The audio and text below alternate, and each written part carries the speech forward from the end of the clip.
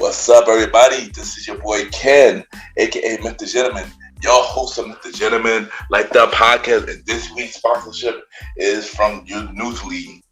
Newsly is a all-in-one audio super app for iOS and Android. It picks up web articles about the most trending topics on the web at any given moment and read them to you in a natural human voice. For the first time in ever on the internet, the entire web becomes listenable, all in one place. Browse articles from topic choose, start playing, start scrolling, and start listening.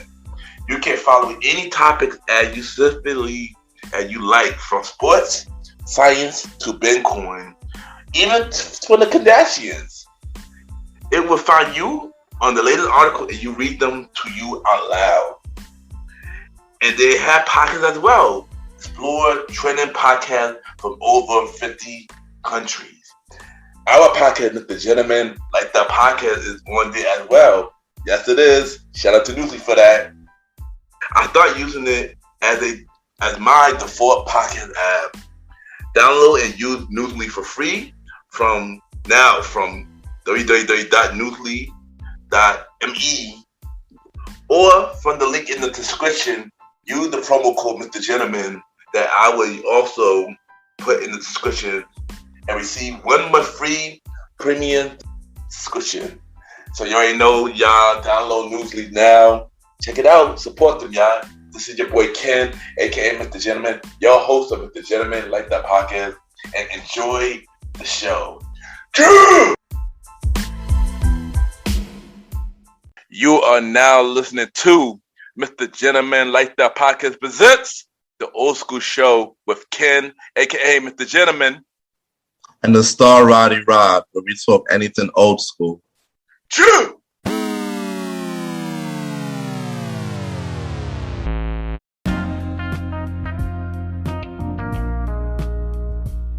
Hello, everybody. This is your boy Ken, aka MrGentleman, 1/4 of the Premier Podcast, and your host of MrGentleman Lifestyle Podcast. And welcome to another new episode of MrGentleman Lifestyle Podcast presents Old School Show. Hope all is well. Myself and the star Roddy is back with another episode. This is part 2 of the 2000 RNB scene, and this time we are talking about female artists. So y'all already know what to do. Sit back, relax, and I'll be right back.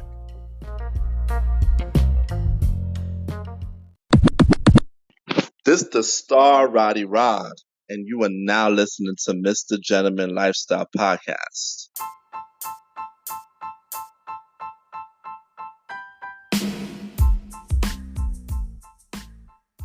Hello, everybody. This is your boy Ken, aka MrGentleman, and I am the host of MrGentleman Lifestyle Podcast. And this commercial break is brought to you by MrGentleman Lifestyle Podcast. On MrGentleman Lifestyle Podcast, we interview many guests about their life journey, pretty much where they come from and where they at now. Also promoting their brands or whatever they're doing at the time they come on the show. We also have the host talk about personal stories about himself and everything that he's been through. And also we have fun conversation about anything music, anything old school, relationships, wrestling, and many more. And y'all can tune in to MrGentleman Lifestyle Podcast every Sundays at 12 a.m. We are also on every Thursdays at 12 a.m. for Spinoff Series Thursdays, where we have all of MrGentleman Lifestyle Podcast Spinoff series all in one day, where we have a conversation about music podcasts every first Thursday at 12 a.m. The Old School Show with myself and the star Roddy every fourth Thursday at 12 a.m. And we have Date Night Talk Podcast with myself and Miss Vanna B every second and third Thursday at 12 a.m. And y'all can tune in to MrGentleman Like That Podcast on Anchor, Spotify, Apple Podcasts, iHeartRadio, Amazon Music, the Pods, and many more. or y'all can check it out on the official website of Mr. Gentleman Lifestyle Podcast, www.realmrgentlemanlifestylepodcast.com, www.realmrgentlemanlifestylepodcast.com, and tune in every Sundays and Thursdays at 12 a.m. for Mr. Gentleman Lifestyle Podcast. Thank y'all for tuning in to this commercial break of Mr. Gentleman Lifestyle Podcast. Back to your regularly scheduled program. Cheer!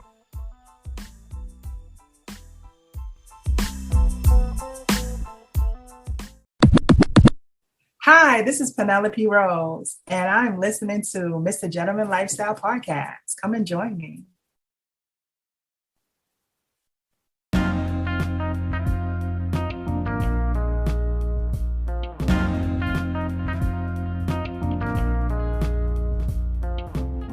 Welcome back, everybody. Welcome back. And at this time, we got another new episode of Mr. Gentleman Lifestyle Podcast presents the Old School Show.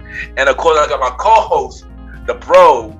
He a part of the Premier Boy Podcast. He got a new podcast show coming real soon. Hopefully, he will announce it at the end of this episode.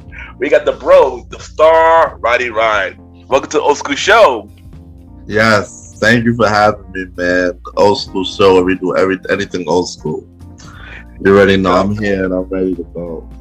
There you go. And you already know, last episode, we talked about the R&B scenes, male R&B artists. But this time, we're going to talk about the female R&B artists. And I'm going to ask you one question, Roddy. But before we do that, I just want to apologize to everybody in the last episode.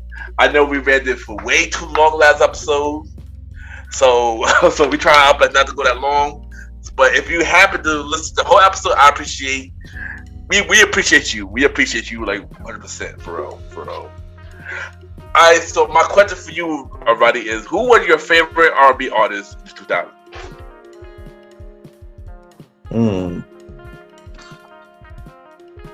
I don't know. Beyonce was killing it, and Mariah was sort of killing it. I agree. Even though I'm not the biggest Beyonce fan, I have to admit she was killing it in 2000. So I'm not gonna hold you. Beyonce was really killing in 2000s. Mariah she had some flops in 2000, but she came back. But we're gonna get to that. Cause both of them, we're gonna discuss about both of them. Also, I'm gonna say, I'm gonna say Brandy. I like Brandy 2000 stuff like that. Also, we're gonna mention Brandy too. But yeah, we just gonna get into it, son. We're gonna get into it. And funny thing, the first artist we're gonna mention is Beyonce. But before we talk about Beyonce, we gotta talk about where she comes from. Mm-hmm. So of course she started in the group Destiny Child. In the 90s, she started in 1998. And originally it was 4 members. It was Beyonce, Kelly, LaToya Luckett, and Latia. But then they left the group. And then later Fallon joined into 2000s alongside with Michelle. And they had their first album in the 2000s. No, I mean not their first album. I mean third album in the 2000s. By then, Fallon left. By then, but we had Survivor. Like, did you like Survivor? Survivor? No, I didn't like that one from them. Survivor. I mean, as a whole album, I didn't like it as the whole album. But for certain singles, I like it for certain singles though. But not for me. Survivor, no. Yeah. And this is my opinion, everybody. Mm-hmm. Don't get on me for this. It wasn't Destiny's Child Evolver. It wasn't their crossover for me. Mm-hmm. Like I felt like they were still in that teeny pop, growing from you a bugaboo, you will say my name and this and that, but it's a little bit, more different lady anthems in this album. That's how I seen this album. Oh no, I definitely agree with you. I mean, I'm just letting the viewers know. of course. I don't need the comments, bro. No, I get it, because you know we got a lot of Beyonce fans out there, so we try my best not to say the wrong thing. But for the album Survivor, they have 4 singles. Of course, they had Survivor. They had Bootylicious, which honestly I hated that song. Oh my god, I hated even that the song. remix with Missy. I mean, the remix it was cool, but I don't know. I don't know. I mean, I don't know. I wasn't the biggest fan of that song for some reason. Then they have Emotions, which was the BG sample, which was the cool song. Yeah, it was a cool song. And then they had Nasty Girl, which honestly I do not remember that song. I remember it. I didn't know that. Naughty Girl. Naughty Girl. My God. Oh, I thought Naughty Girl was Beyonce. Well, Destiny Child got a version too, son. Well, I never heard that one. So Me either. This is news to me. Opposite, same here. I believe this was one of their biggest albums. I believe so. Shockingly enough, this was their biggest album. But let's see how it did on charts. You know, y'all already know we did a chart review. But don't see. So for a top 200 Billboard chart, it did hit number 1. For a top R&B chart, it did hit number 1. And let's see, we did hit with platinum, and it went 4-time platinum. And 4-time platinum. Yeah, I do believe this was one of their biggest albums, though. To be honest, I don't even think anybody in my house bought this album. Not mine either, but you know they were kind of big though. I mean, yeah, I admit Destiny Child was actually big, even though I was a big fan of Destiny Child. But no, I'm not going to take that away. It was a big phenomenon, but yeah, I don't know if it was big as TLC phenomenon. But during this time, yeah. But I know Beyonce and Kelly went solo, but later they came back with another album for their 5th and final album called Destiny Fulfilled. How you feel about Destiny Fulfilled? I heard that album. That album was definitely my album. The joints on there was definitely more mature and catered to everybody. I've heard some songs. It was a cool album. I didn't hear the whole album, but for the songs I heard, it was a cool album from the songs I heard. But I do like a lot of the singles, except for one single that I did not like. One single though, but for a majority of the singles, I liked the most of the singles for this album though. I'm gonna ask you a question, right? What single did I did like? I want to see what you know. I Need a Soldier and Cater to You, right? You're all right about one of them. But let's see the singles. Let's see the singles. So the singles off this album was "Lose My Breath," "Soldier," "Girl," and "Cater to You." And yes, I did not like "Cater to You." I did not like. I got annoyed with that song. That's one of those songs that I heard way too much, and I just got annoyed with it. I get it. Yeah, I got annoyed with "Cater to You." But I was in a situation where I was around people that was in love with Cater to You, so I always heard it. Yeah, of course. But I love "Lose My Breath." I love "Soldier." "Soldier" was fire. "Soldier" was a fire song. And I love "Girl," especially because they did a sample. See, "Girl's a sample. So yeah. And I didn't find out until later. Not later, but like later in like 2012, I found out that it was a sample. But I thought, oh snap, wow! Because when I heard the original song, oh okay, wow, okay, got it. But yeah. Let's see how it did on charts. I don't want to spend too much time on Destiny Child because they're not really the main topic. But how they did on the charts? It has to be better than that one. So on the top 200 charts, this peak at number 2. Wow. Top R&B hip hop charts peak at number 1. and this album was 3-time platinum. Wow. Yeah. So now we're gonna get to the girl of the hour, the Queen Bee, everybody call her. Let's talk about Beyonce. And as we mentioned earlier, we were mentioning already that Beyonce was killing in the 2000s. I have to admit, she did kill in the 2000s. Yeah. But she had solo albums. She was doing movies already. She had Carmen. She did Austin Powers. She did The Fight Temptation, The Pink Panther, Dreamgirls, Cadillac Records, Session. Dang, she did like mad movies in the 2000s. Wow, really? Yeah, I knew she did. I didn't know she did that much movie in that time span. Right. Yeah. That's crazy. I ain't gonna hold you. But yeah, let's talk about Dangerous Love. How do you feel about the album itself? Oh, that album was great. The album was great. Her first album, she delivered. Her first solo album, she definitely delivered out the gate. And what was crazy was how when the BET Awards came out and she had Monique on stage with some backup dancers doing the Crazy in Love. Yeah, I know. I ain't gonna hold you, yo. This album was amazing. Like, out of every album Beyonce ever made, this probably was one of my favorite albums from Beyonce. I'm not gonna hold you. It was a dope debut album. The singles that came out was really dope.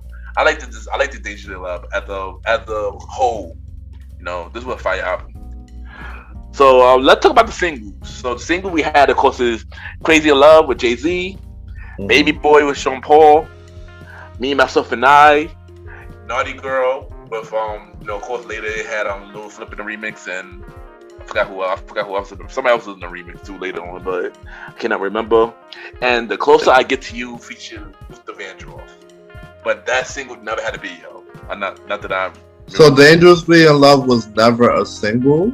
I guess not. But it's crazy because that did play it on the radio a lot. Though. No, I'm saying I heard that on the radio. I guess it was a single. I guess it was a radio hit. I guess it was a radio hit. I don't think it was a single. But now since we're on the actual artist that we're gonna talk about, what was your favorite song of Dangerous Love? Yeah, man, "Crazy in Love," "Baby Boy," and "Dangerously in Love" somewhat. Yeah. Oh no, not even. Was "Me, Myself, and I" on this album? Yeah. That was the third single. That was the other single. For me, Myself, and I, "Be With You," "Speechless." Oh my God, I love "Speechless," man. That was an amazing song. And "Dangerous in Love." I love "Dangerous in Love" too. That was a fire song too. Beyonce, I ain't gonna hold you. She did her thing on that song. I'm not gonna lie, Beyonce did that. Nah, she did her thing on this album. Like, this album was amazing, man. Like, for real. Shout out to Beyonce on this first album. I'm not gonna hold you. This was an amazing album, man. This is probably the most flowers I'm ever gonna give Beyonce. So drink it in, y'all. Drink it in. So on the Billboard charts, of course, they peak at number 1 for top 200 Billboard charts. They peak at number 1 for top R&B and hip hop albums, and this went 6-time platinum. We gotta admit, "The Dangerous Love" was an amazing album. All right, next we got is B-Day. How you feel about B-Day? B-Day, wasn't my favorite. B-Day was cool. I like the B-Day. Yeah, I like the B-Day. It wasn't my favorite Beyonce album, but it wasn't a bad album either. Actually, I liked a lot of songs on B-Day as well. B-Day was a cool album. Singles on B-Day. They had Beyonce. They had 6 singles on B-Day. They had "Deja Vu" with Jay-Z, "Ring the Alarm," "Irreplaceable," which was a really dope song. "Beautiful Lie" with Shakira, "Get Me Body," and "Green Light." Yeah. So, what was your favorite song off on B-Day? Well, "Irreplaceable," of course. Yeah. And of course, "Upgrade You" was a good one too.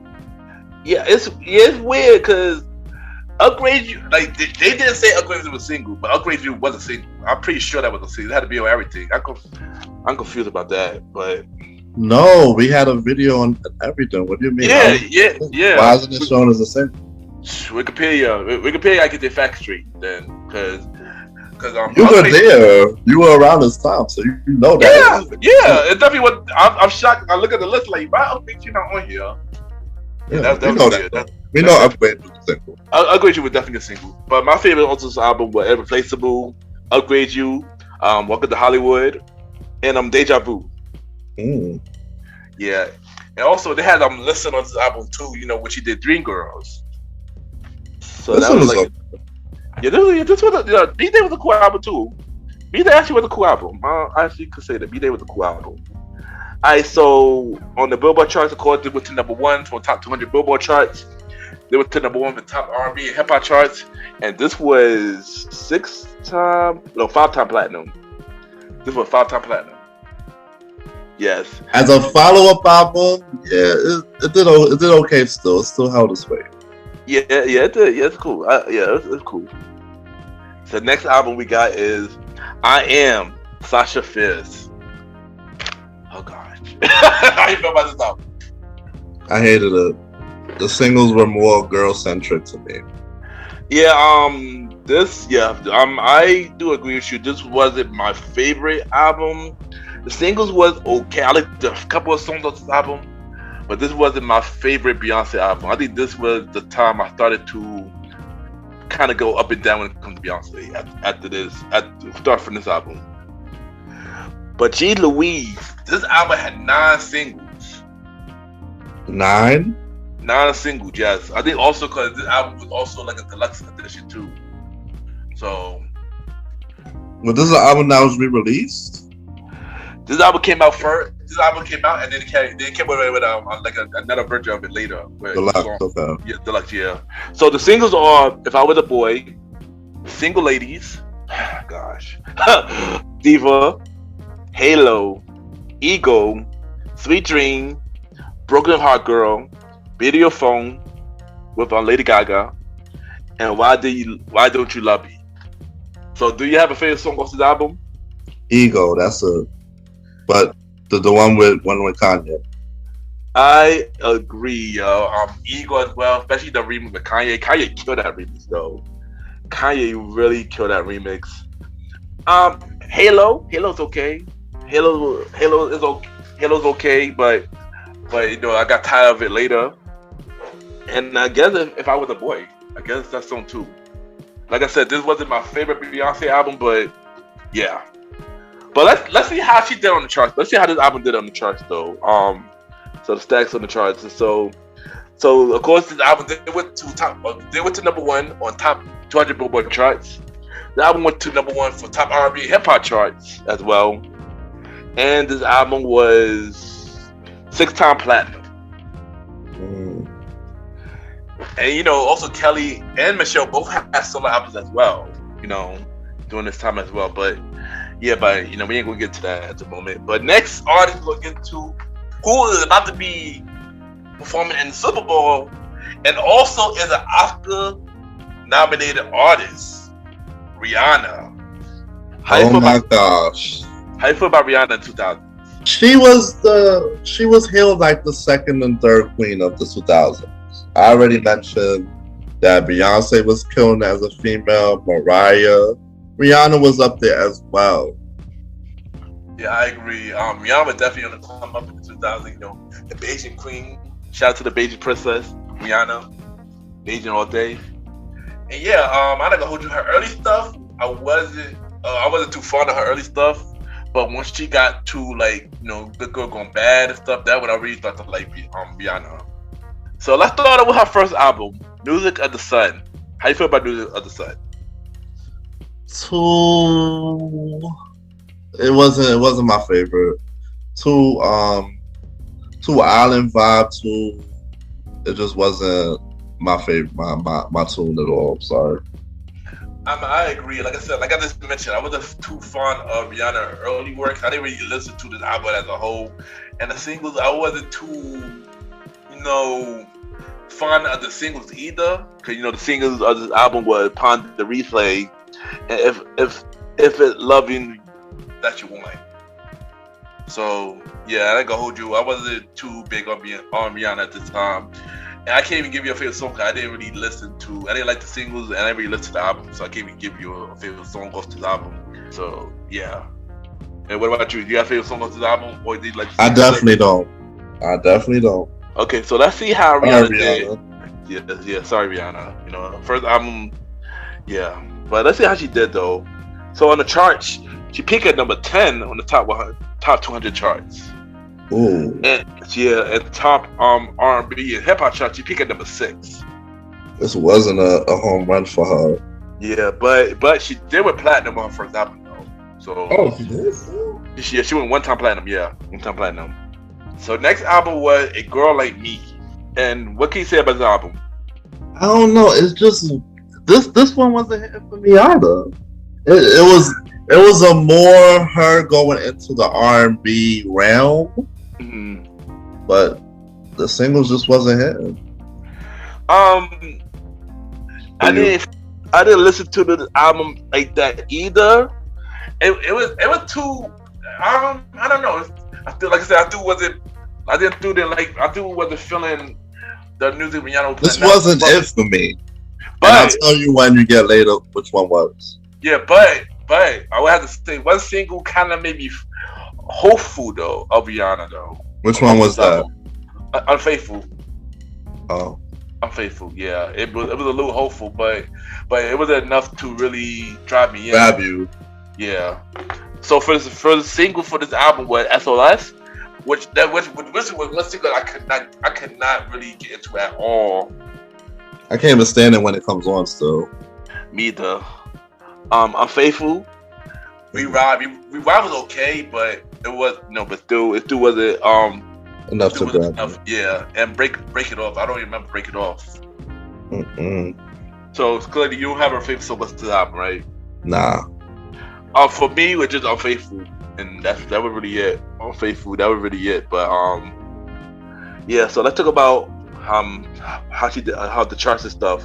So the chart, she went to number 5 of top 200 charts for R&B, U.S. R&B, hip hop and R&B chart. She went to number 2, and this album she went 2-time platinum. Wow, it still did reasonable. Yeah, it still did reasonable. It just of course she was on the Def Jam, so she was through killing it. She was through okay. And mind you, at this time, Jay-Z was, I believe, the vice president of Def Jam at the time. I believe he was the president at the time. Yeah, he was the president at the time. Because that when Neo came out and Jeezy and all of them had their stuff on Def Jam, and Jay-Z was the president at the time. So Rihanna was in good hands. But this next album, though, this is where I definitely became a Rihanna fan. This next album, Good Girl Gone Bad. Oh my gosh, how you feel about Good Girl Gone Bad? I heard the whole album, solid album front to back. The producers, the writers, everybody put their foot in it. Everybody that was involved in this particular album put their foot in it. Now this album is really dope, man. I really like this album. Almost every song I like on this album. I know one song I did not like on this album, which was one of the singles. But they did their thing with this album. This album was definitely one of my favorite Rihanna albums. She killed this album. So Roddy, do you know what single that I didn't like on this album? Was it Shut Up and Drive? Because I didn't like that one. Nah, it wasn't that. So let me say the singles quick. I'm saying the singles quick. So the singles on this album was Umbrella with Jay-Z, Shut Up and Drive, Hate That I Love You with Neo, Please Don't Stop the Music, and Rehab with Justin Timberlake. And by the way, Please Don't Stop the Music was the single that I didn't like. If it plays in the club, I'll still jam to it. I mean, of course. It may in the club, of course, I'm gonna jam to it. But as of me listening to it on a regular, I just couldn't do it. I just couldn't do it. I didn't like that single for some reason. I don't know why. But overall, the album was dope though. Like, besides that, the album was really dope, man. What was your favorite song off the album, Roddy? Man, Umbrella, Hate That I Love You. There's so many. Sell Me Candy, Rehab.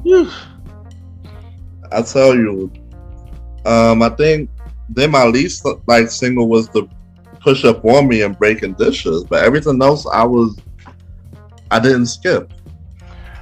For me, it's the opposite for me. Of course, Umbrella, I'm Breaking Dishes, Shut Up and Drive, Hate That I Love You, Sell Me Candy, Let Me Get That, Rehab, Question Is If They Bad, Good Girl Gone Bad.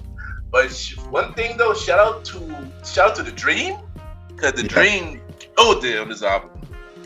Shout out to Timbaland on the Rehab, but The Dream but The Dream though, The Dream killed it. Well, every song that he been on, Breaking Dishes, Sell Me Candy, Let Me Get That, he killed it. I tell you, man. So you listened to this album front to back? Yes, I did. I think my sister actually had this album actually, so that's how I listened to it. They had this album, so yeah. The album, I love this album. The album is actually one of my favorite albums. So yeah. So let's see how they're on the chart. So we know how it did. It got awards. Whoa. So on the top 200, chart, it went to number 2. It peaked at number 2. Oh wow. Yeah. So they got a top R&B chart now. Cause I didn't see this before. So top R&B chart, they went to number 15. That's weird. And top R&B hip hop chart, they went to number 3. I'm a little shocked that this didn't peak at number 1 because this was an amazing album. Yes, and they won a lot of awards for this. Yes, they did. Also, this 6-time platinum. And of course, too. Yeah, but of course, around this time, just like on the last episode, we spoke about Chris Brown, Rihanna was going through her stuff around this time as well. So, yeah, this was the album that she was going through. She was going through it at this time too. Oh. Yeah, and then of course later she came up with the Good Girl Gone Bad Reloaded, and she added Disturbio on that album. I hated Disturbio. Which I wasn't a fan of that song, but let me go carry on to the next artist. Next artist we got is Alicia Keys. How do you feel about Alicia Keys as an artist? I still listen to Alicia Keys up to this day. She's dope. She's very amazing. Man, Alicia Keys is very talented, very amazing. She always comes with dope body of art, man. She's an amazing artist, man. Shout out to Alicia Keys. So let's talk about her first album, Song in a Minor. How you feel about Songs in a Minor? She did her thing on this. I got nothing bad to say about Songs in a Minor. I heard a lot of the songs. No, I agree. This was a good debut album. I liked it, all the songs that came out for it. Of course, at first, Fallen, it took me a while to like it, but as I learned to appreciate it even more, I loved the song. So, this was a dope first album. This was a dope first album for Alicia Keys. So, the singles off this album was Fallen, A Woman's Worth, How Come You Don't Call Me, and Girlfriend. What were your favorite songs off this album? Jane Doe, Girlfriend, and Fallen. For me, it's Fallen, A Woman's Worth, Butterflies, and Girlfriend. I don't know. A Woman's Worth was so overplayed. Yeah, I mean, they did play that a lot on WLS and Kiss FM. They overplayed that particular song, but they played that more than. But when Fallen was done, they just started to play that more. Yeah, because that was the second single, and Fallen was already killing it. So I mean, yeah. Well, you know how it is when a debut single comes. Eventually the debut single has to stop being played at some point, so the next single has to take over. So I get it. Yeah, of course. So on the top 200 Billboard charts, they peak at number 1. Top R&B chart, they peak at number 1. And this was 7-time platinum, which honestly, this was a big album. She won awards for this album. She won Grammys. So this was surprising. You know, shout out to Alicia Keys off this amazing debut album. So we got the second album, which is The Diary of Alicia Keys. How you feel about this album? Oh my gosh, amazing! She definitely was on the streak because this second album, guarantee, was freaking better. Was just as great as the first. I 100% agree with you.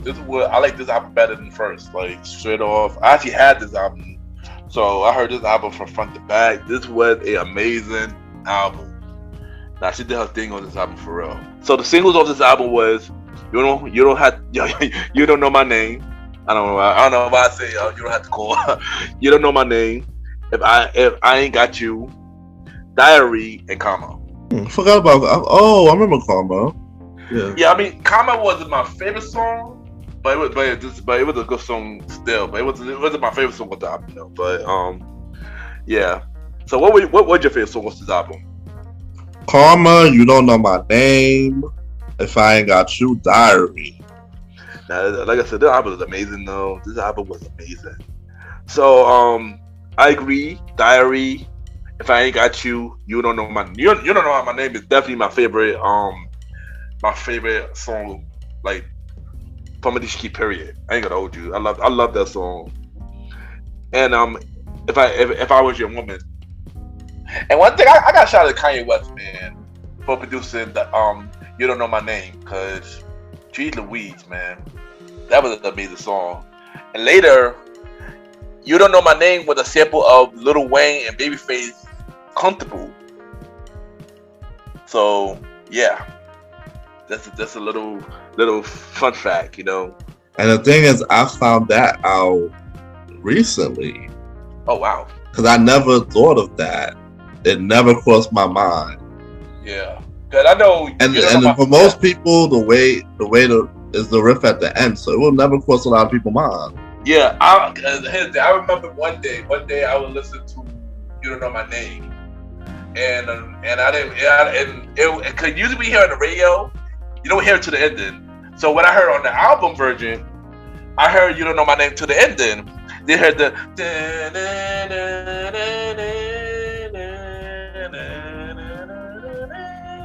I'm like, okay, that sounds nice. Then later I heard Lil Wayne, I heard Lil Wayne Comfortable, and I listened to that song, and I hear that say ending. Like, I was like, hold up.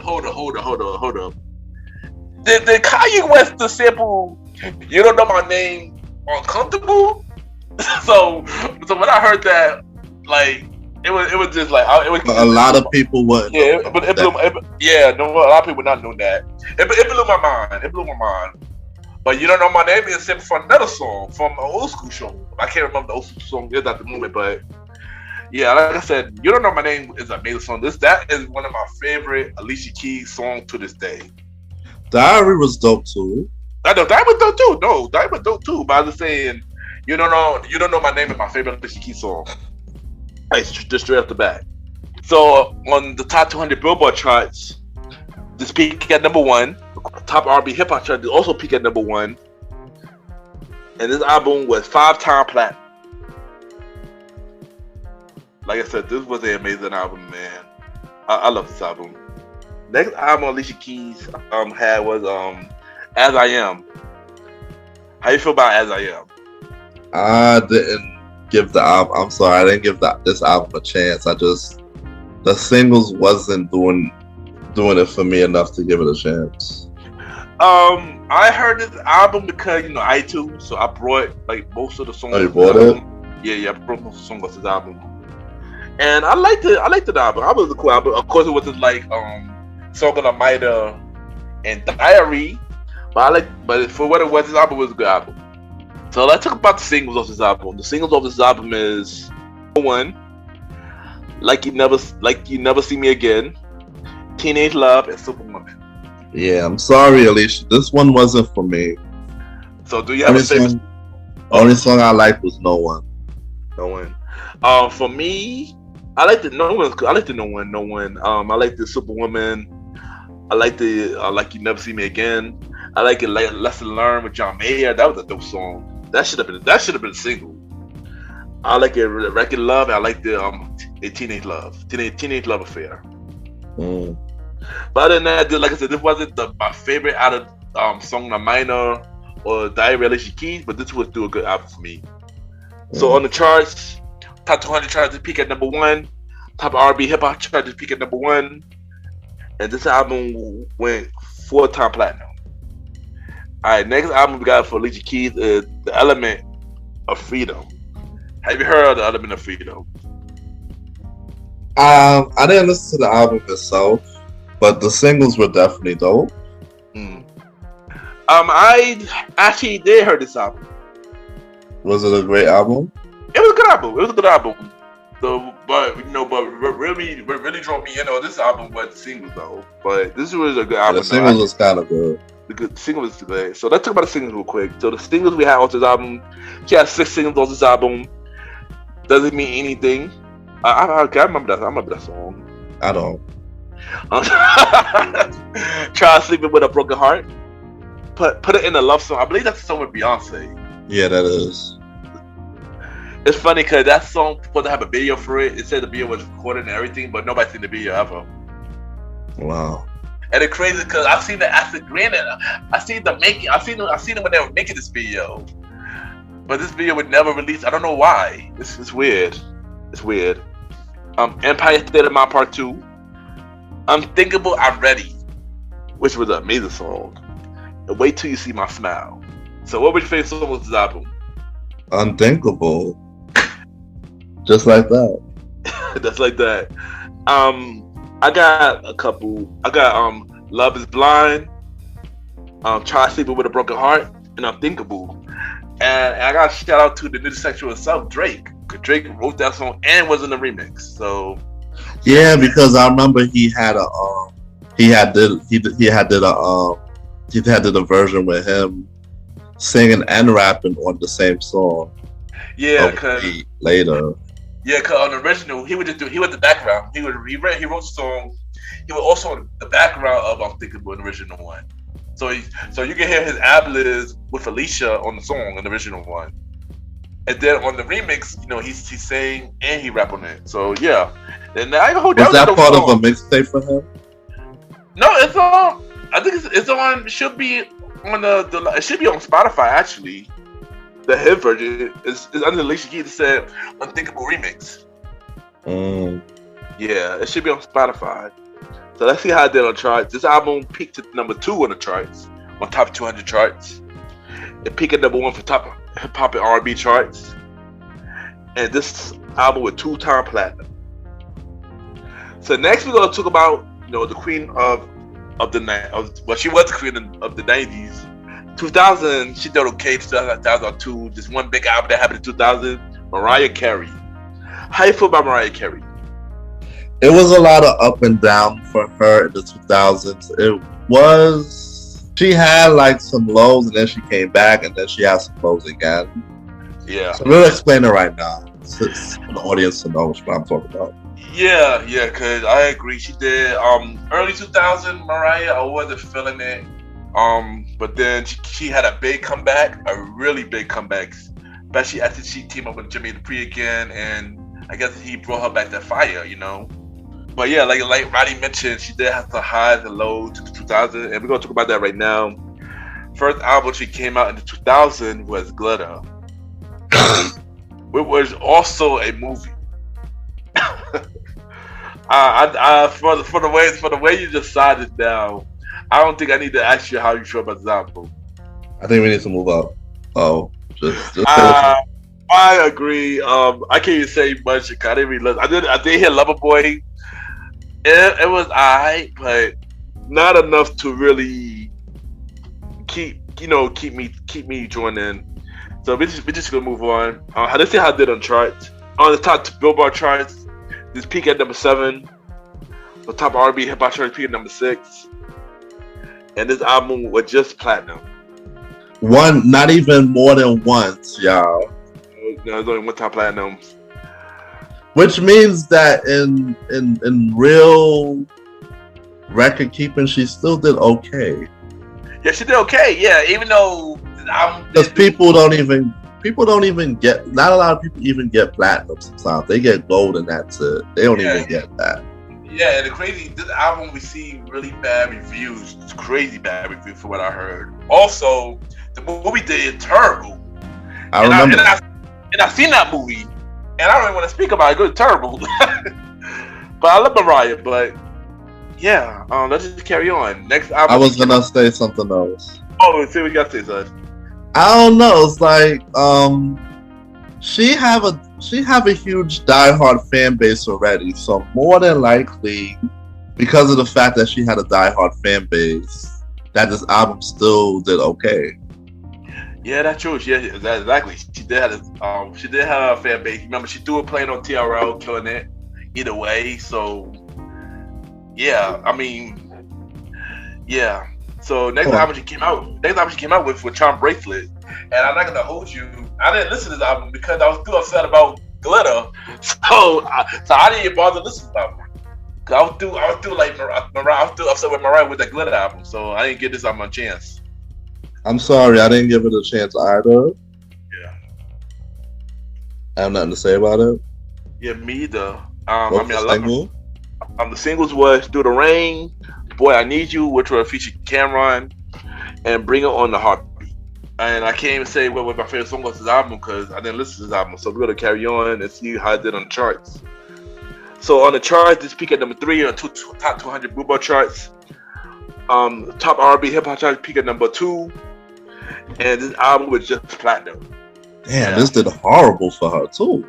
Even though platinum is good for as a whole, for Mariah, this is not good for Mariah though.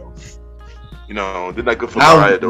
Not when you have a bunch of albums in the freaking 90s that's doing 5, 6, and 7 times platinum. But we'll talk about this next album. But this next album though was her big comeback album, the Emancipation of Mimi. Woo! How you feel about the Emancipation of Mimi? Nah, she did her thing on this album.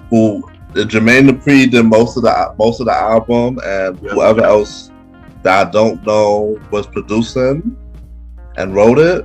Yeah, she did her thing. Nah, she really did do her thing on this album. It made me even take a peek and listen. This was a pretty dope album. I love this album, right? She killed it. She killed this album. Shout out to her Pharrell. This was an amazing album. So let's talk about the singles of this album. So the singles of this album, she had 6 singles of this album.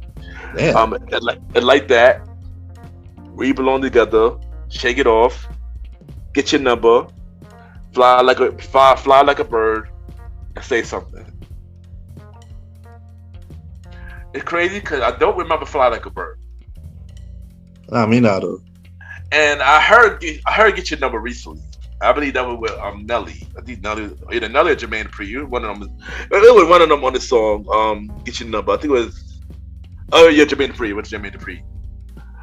Yeah. But what was your favorite song off this album? Shake It Off, We Belong Together, Joyride, the one and only. For me, like that, We Belong Together. I did like Shake It Off. I like Shake It Off. Say Something. You're always gonna win from that song. Like, that's what I notice about music. Yeah, I agree. So We Belong Together, everybody related to it because it makes you feel good. Like Wedding Song, it gave you the same feeling as a Brian McKnight Wedding Song. Like, it was just one of those songs. It was, it's so soulful. It's so. I felt that song. Man. I felt that song. Right, she killed it. I felt that song for real. And on the charts, this is not surprising. Peaked at number 1, top 200 Billboard charts, top R&B hip hop charts, peaked at number 1. And Ryan, let's take it again. How many top platinum the album was? Was it 8? I'm gonna say 7. And I have my eye closed. I ain't looking at the final sheet yet. So let's see how let's see if one of us right. And this was 7-time platinum. Damn. Yeah, this was an amazing album, man. This was an amazing album. Nah, this was definitely her comeback. It was. This made up for the last 2 albums. Exactly. Flopped really bad. Exactly. Yeah, this made everybody forgive her. Yeah. All the other, like We Belong Together was a single and a remix, but then all the other singles that came after held up the album too. It did. Like, yeah. Thank you, Jermaine Dupri, for making another masterpiece. Masterpiece of Mimi 2. How you feel about this part 2? I didn't like it. I mean, I liked some songs off it, but it wasn't like how I felt about part 1. It wasn't a bad album. It just I didn't get the same feeling from part 1. I guess you tried to keep that momentum, 'cause, part 1 was amazing, but it didn't follow up as it did like part 1. Yeah. Singles off this album was "Touch My Body," "Bye Bye," "I Be Loving You a Long Time," and "I Stay in Love." Do you have a favorite song off this album? No, this wasn't it. For me, "Touch My Body" was pretty much the only real song I liked. I got tired of it after a while. I like it. It was catchy. I love that. I like that song. But they play the song a lot though. They did play a song a lot. I ain't gonna hold you.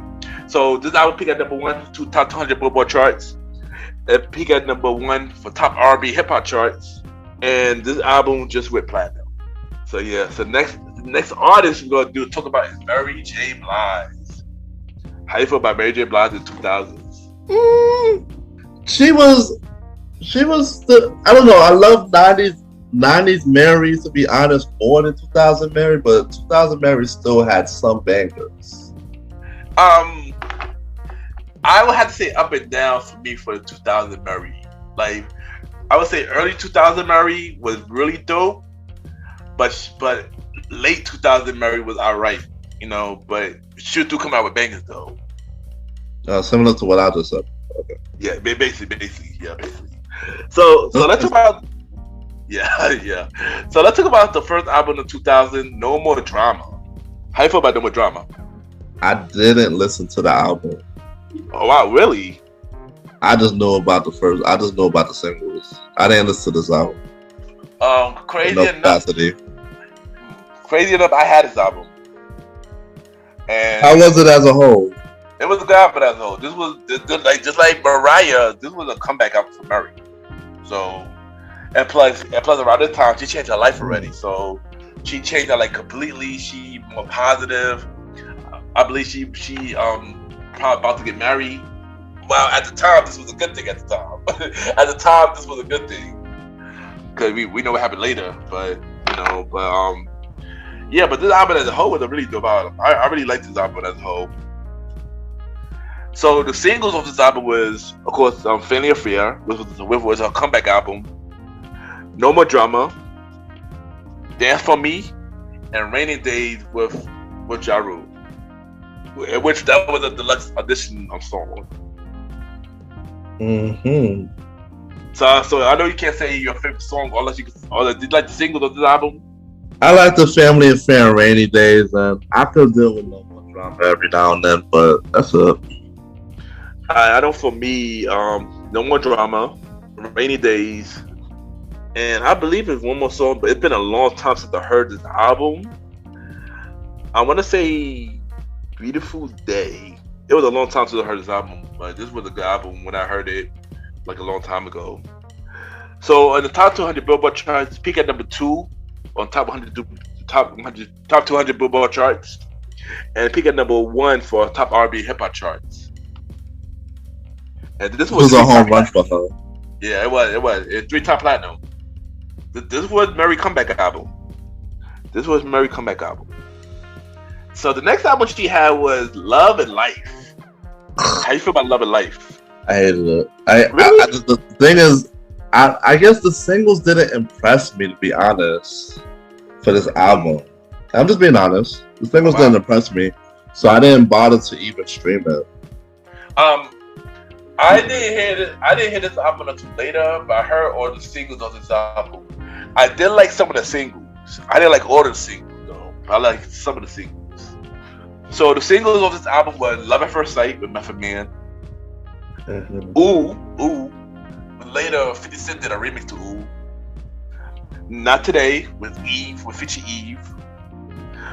Whenever I Say Your Name, and It's a Wrap. So did you have a favorite song off this album? No. This just wasn't it for me in my eyes. Honestly, for me, I could just say Not Today, Ooh, and Love at First Sight. And how it did on charts, peaking at number 1 for top 200 Billboard charts, peaking number 1 for top R&B hip hop charts, and this album went, it went platinum. All right, next album we're gonna talk about is The Breakthrough. All right, did you hear the Breakthrough? Yes, The Breakthrough. I heard it playing. Yeah, I heard The Breakthrough. This one was actually a good album as a whole.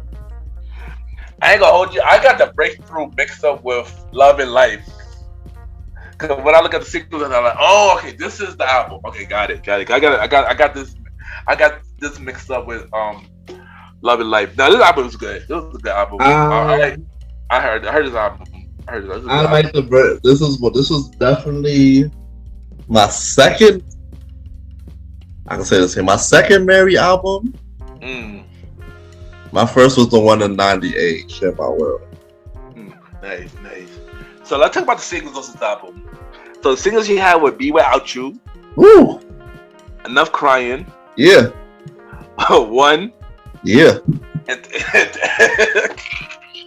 Take Me As I Am. Yes.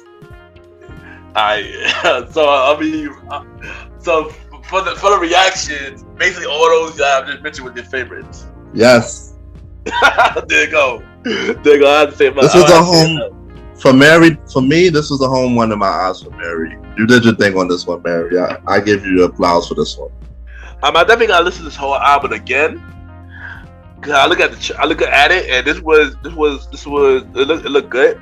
But for as terms of my favorite singles, definitely Enough Crying.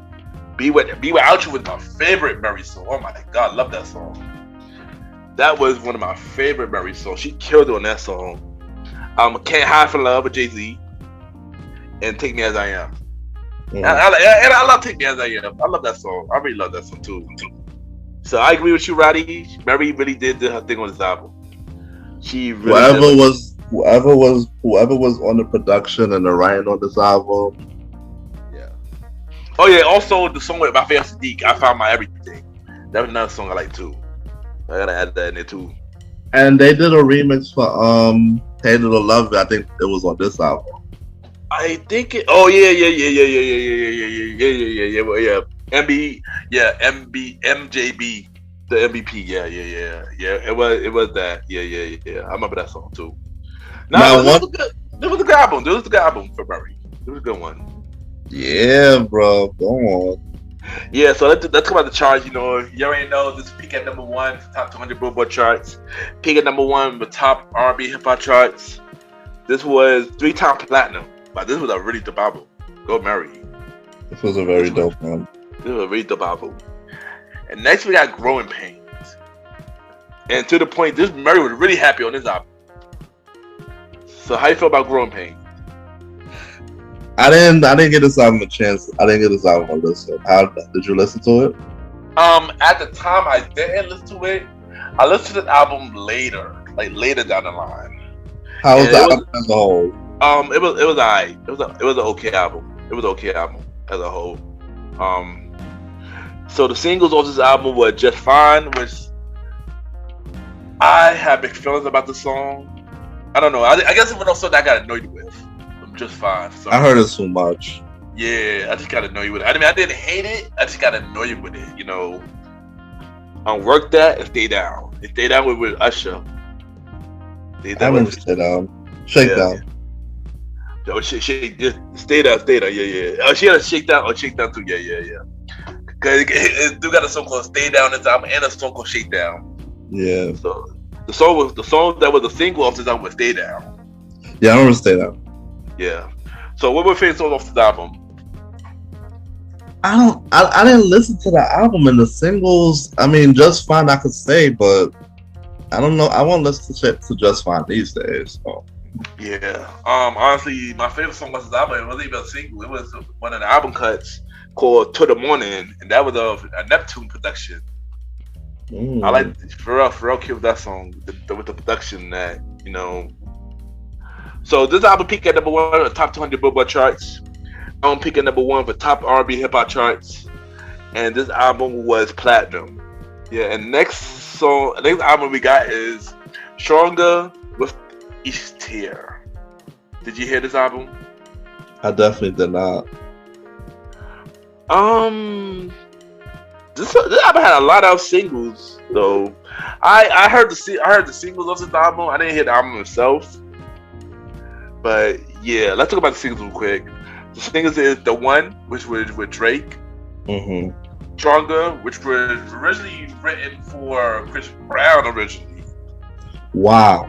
Carrie Hilton wrote the song. It was originally for Chris Brown. I heard a version of Chris Brown a long time ago. But I guess instead, Mary got it. Mary got the song instead. Then another song called I Am. Mm-hmm.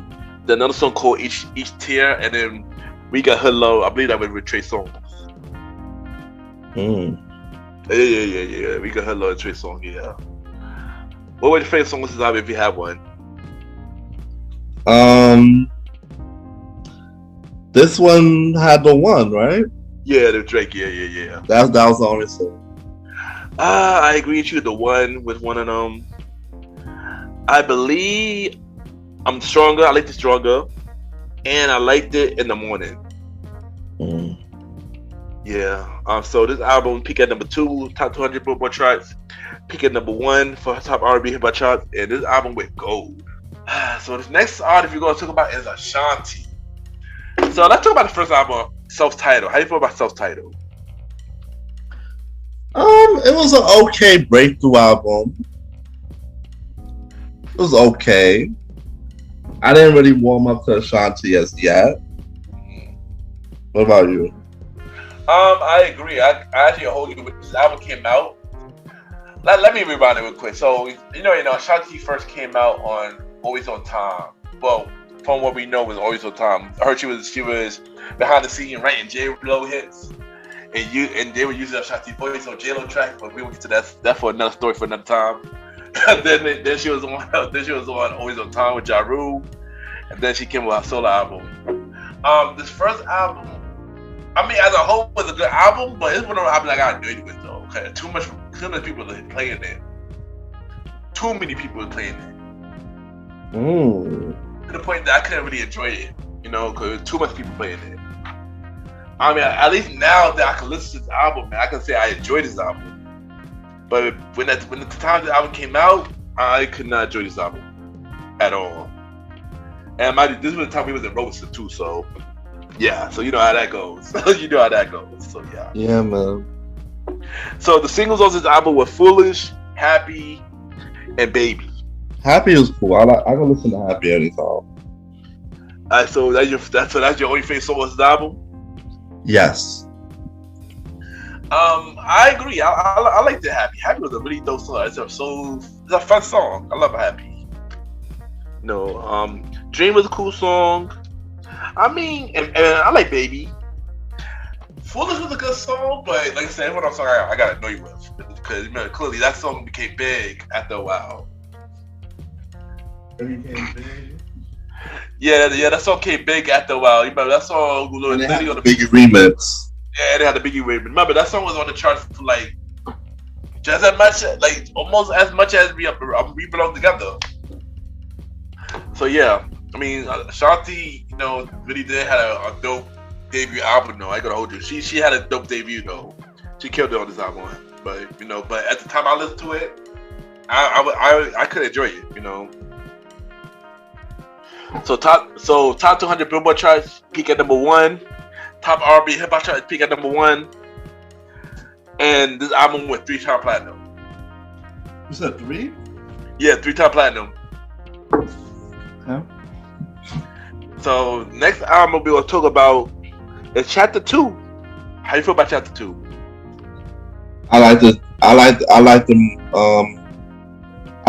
more.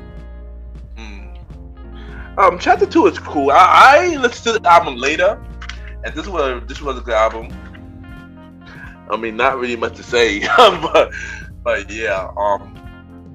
So the singles on this album is "Rock with You," "Rain on Me," and "Break Up to Make Up." So what would your favorite song off this album, Roddy? "Rock with You" and "Rain on Me." I would have to say "Rock with You" and "Make Up the Breakup." "Break Up the Makeup." I didn't like "Break Up to Break." Yeah, I mean, "Rock with You" is okay, but yeah. And on the Billboard chart, to peak at the top 200 Billboard chart, peak at number 1. The top 200 Billboard chart, peak at number 1 for top R&B hip hop charts. And this went platinum. Oh wow! All right, this didn't do good as I thought. I thought we more than that. Yeah, both. And first I was 3 top platinum, but yeah, I thought it'd be a little better than that. So next album we had for Ashanti was "Concrete Rose." How you feel about "Concrete Rose"? I didn't listen to the album as a whole. I heard songs of the album. I didn't listen to the whole album, so I don't have much to say about this album. Singles off this album was "Only You" and "Don't Let Them." And I like "Only You" just because that beat is hard. I agree, yo. I like "Only You" as well. That beat is fire, man. We got shout out to Seven. He produced that beat. That that beat is crazy. Like, oh my god. Like that was a fire beat though. I ain't gonna hold you. That beat is fire. So on the top Billboard charts, top 200 Billboard charts, they peak at number 7. On top R&B hip hop chart, they peak at number 2. And this album went platinum. And the last album we're gonna talk about from Ashanti is the Decoration. The Declaration. Decoration. My bad. How you feel about the Decoration? I didn't like this album because I felt like it was too poppy and girly in my eyes. I don't remember hearing this album as a whole, but the singles that she came out with was cool single to me. I enjoyed the singles that she came out with. And the singles was off this album was "The Way You Love Me, That I Love You," "Body on Me" with Nelly and Akon. Oh, sure, that was on this, right? Yeah. Cause remember, they had a version on Nelly album, and Ashanti had a version on her album, and they were dating at the time too.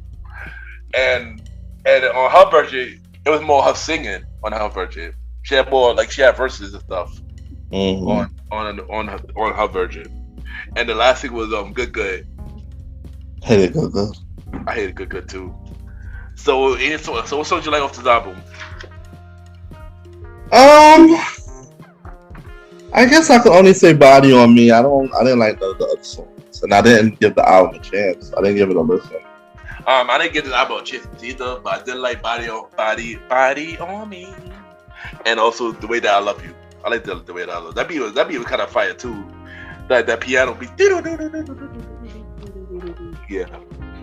But yeah. Who was producing? Was it Roddy? Let me see. For "The Way That I Love You," producer was Hudson. I don't even know who that is. Nah, I never heard of him. I know Akon produced, of course. "Body on Me," of course. Good with Jermaine Dupri. Yeah, this whole album, whoever Huskin is, he was the producer of this album.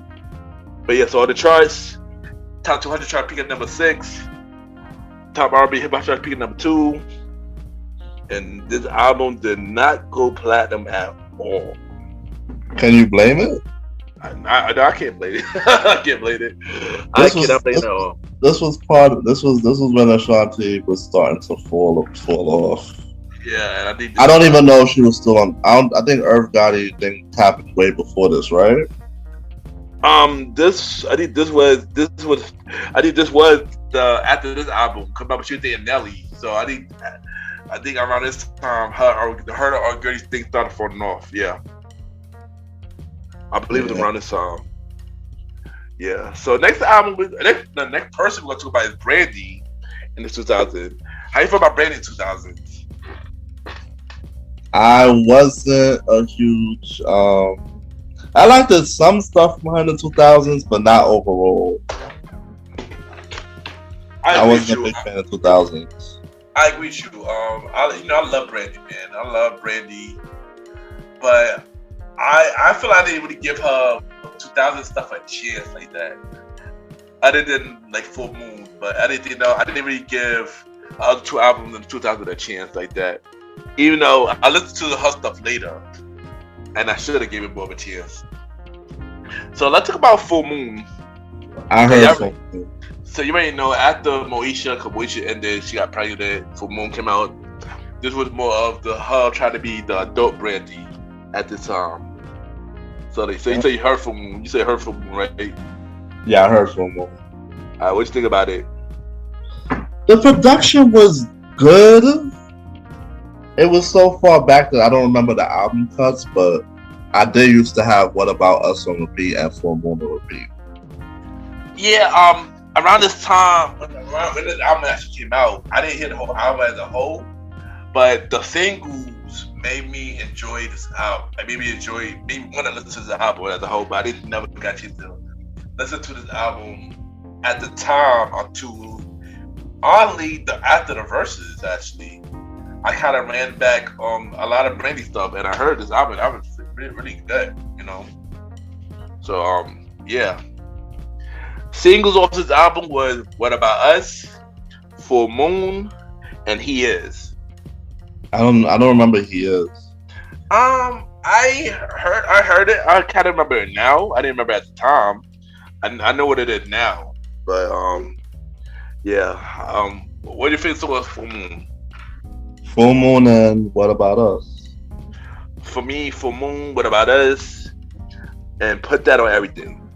So let's talk about the charts. On the charts, top 200 Billboard charts peak at number 2, top 100 R&B hip hop charts peak at number 1, and this album was just platinum.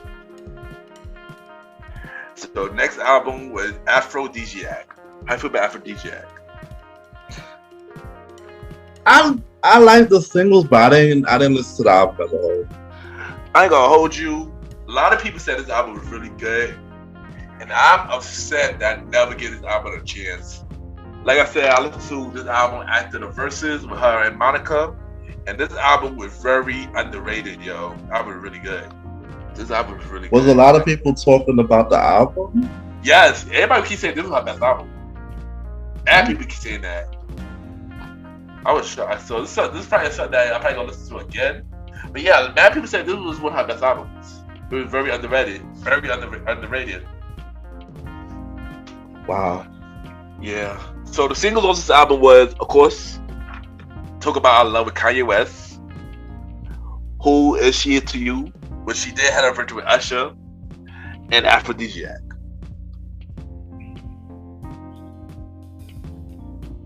So what were your favorite songs on this album? Who Is She To You? And Talk About Our Love. That's it. I Talk About Love. And that's another song she had. Should I Go? I can't seem to find the one with Usher on streaming. That yeah, for some reason that is not on streaming. I agree. I do not know why. I hate when they have these remixes or certain versions you can't find it. Yeah, it's annoying. No one knows. So Talk About Love. How I Feel, Should I Go? Siren, it's another song that she had on this album. I think it's on this album. Or Wildest Dream. I believe it's on this album. Yeah, so this album peaked at number 3 on the top 200 Billboard charts. Peaked at number 4 on the top R&B hip hop charts. And this album went gold. Dang. So wait, it was a great album when it went gold? Yeah, I mean, it was really underrated. Yeah. Mad people say this album was underrated. Mad people say this album is underrated. Like I've been hearing that for years. At the time I didn't get this album a chance though, at all. I felt like I should have though, but yeah. So next album she had was Human. Have you heard Human? I stopped listening to Brandy at this point. I'm sorry. Sadly, I actually did too. I feel bad about that too. Actually, yeah. And you gotta understand that when these songs come out, they're competing against a lot of other stuff. Yeah. So like this was the time when like Trey and Music and Chris and them was like on top of their game. Yeah, you were too much people. So even if you was a Brandy fan, this album probably got lost in the sauce for a lot of people like me, because what was big during that year. Yeah, I agree. That was why I didn't really care for this. Go on. Yeah, and you know, I heard the singles. I mean, the singles alright, but it wasn't enough to really want to listen to this album. No, single of this album was Right Here and Long Distance. I didn't even like the singles, bro. Right Here, I couldn't get into Right Here like that. I did like the Long Distance, but other than that, yeah. And the backtrack, yes. Remember the song I didn't mention, The Wild Dream? That was on the last album. I don't know why it wasn't listed, but that song was on the last album. I don't know, Wikipedia. I gotta get your facts together, man, for real. Cause y'all gotta be out here bugging. So on the Billboard charts, Louise, they peak at number 15 on the Billboard charts. So you do remember what I just said? Like during this, she didn't have a fighting chance, because this was the peak of Trey, Chris, Nicki. There's a lot of people that was hot that year. A lot of people, yeah. She didn't have a fight. I'm sorry. It would have been if it would have came out during the time that all these hot people wasn't on top of their game, she would have had chance. Go on. No, I agree.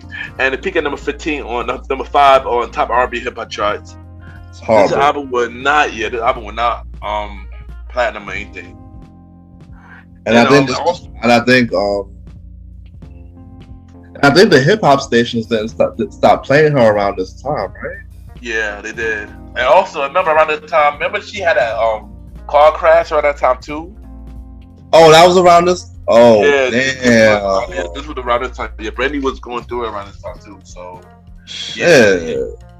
This is not a good album for her at all, bro. And the timer was bad. Yeah, but good thing. Of course, she made a comeback eventually. You know, got on the game, and then had more album. They had a B7 album, which was really good. So she had a comeback. At least she had a comeback. So that's good.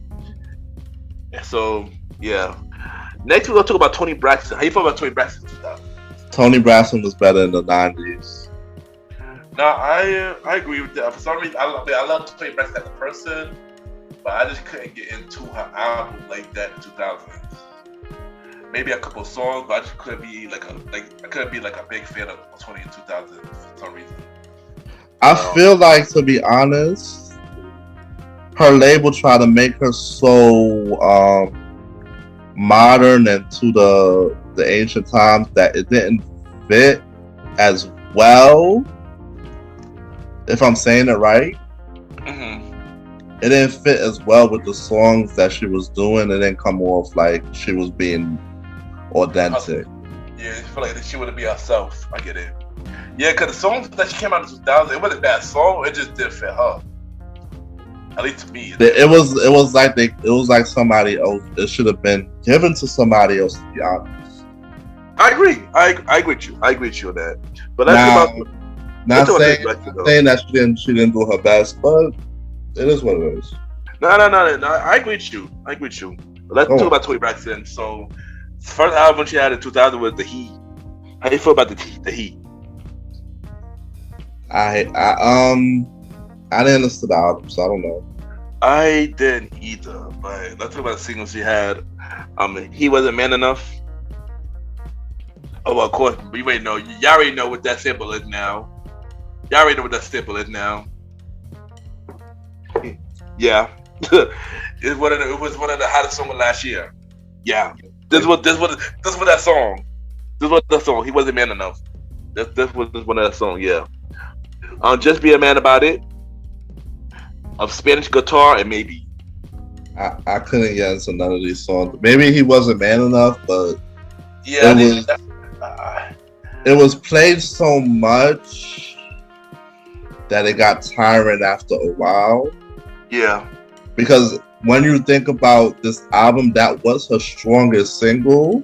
It was, yeah. So what the radios, what people were perceived back in the day, listeners, your first single, if it's strong, if your second single and your third single don't try to match, the radio automatically gonna play the hit all the time.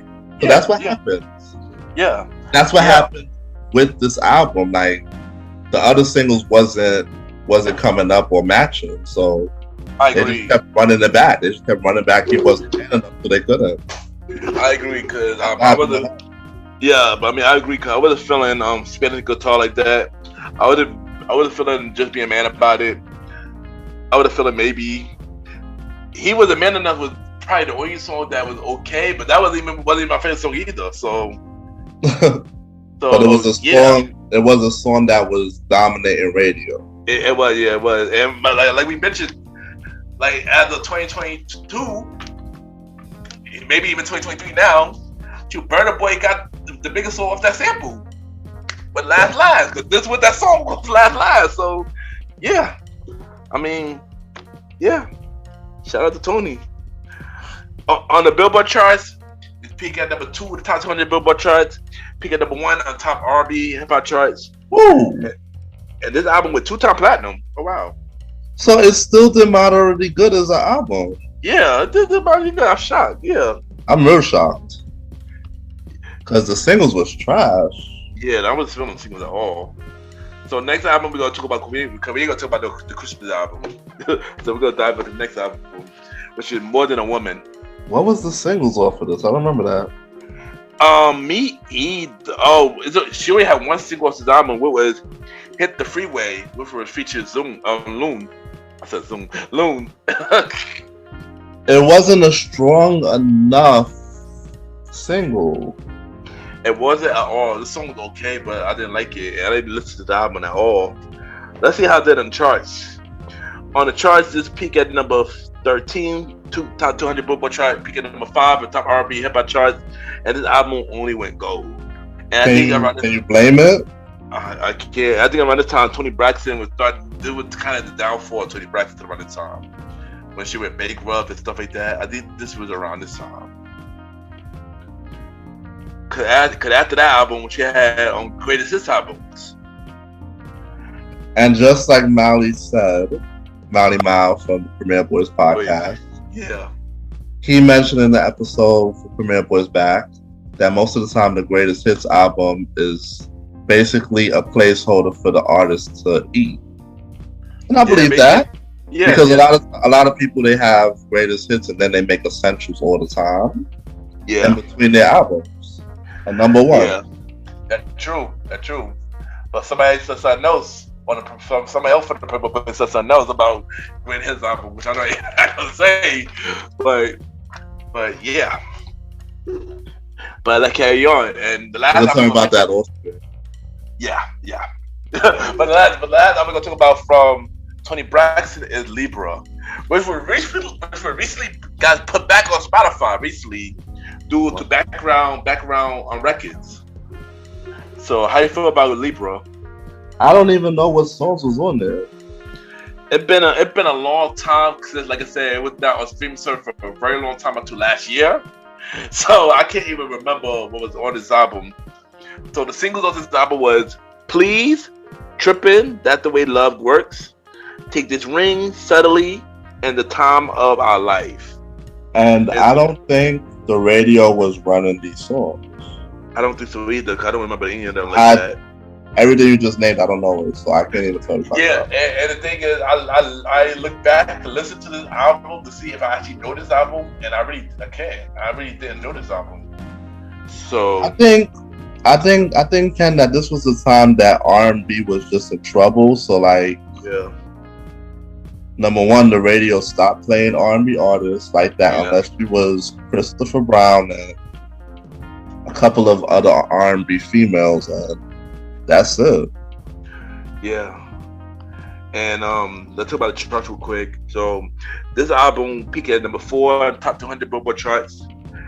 Peaked at number 2 on top R&B hip hop charts. And the album went gold.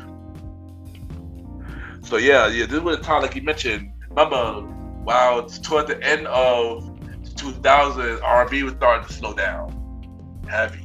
So the promotion for R&B during this time was already in jeopardy. Yeah. Unless you were people who were named like Chris Brown. Yeah, pretty much. So last episode we talked about Day 26 and how they got put on for making the band.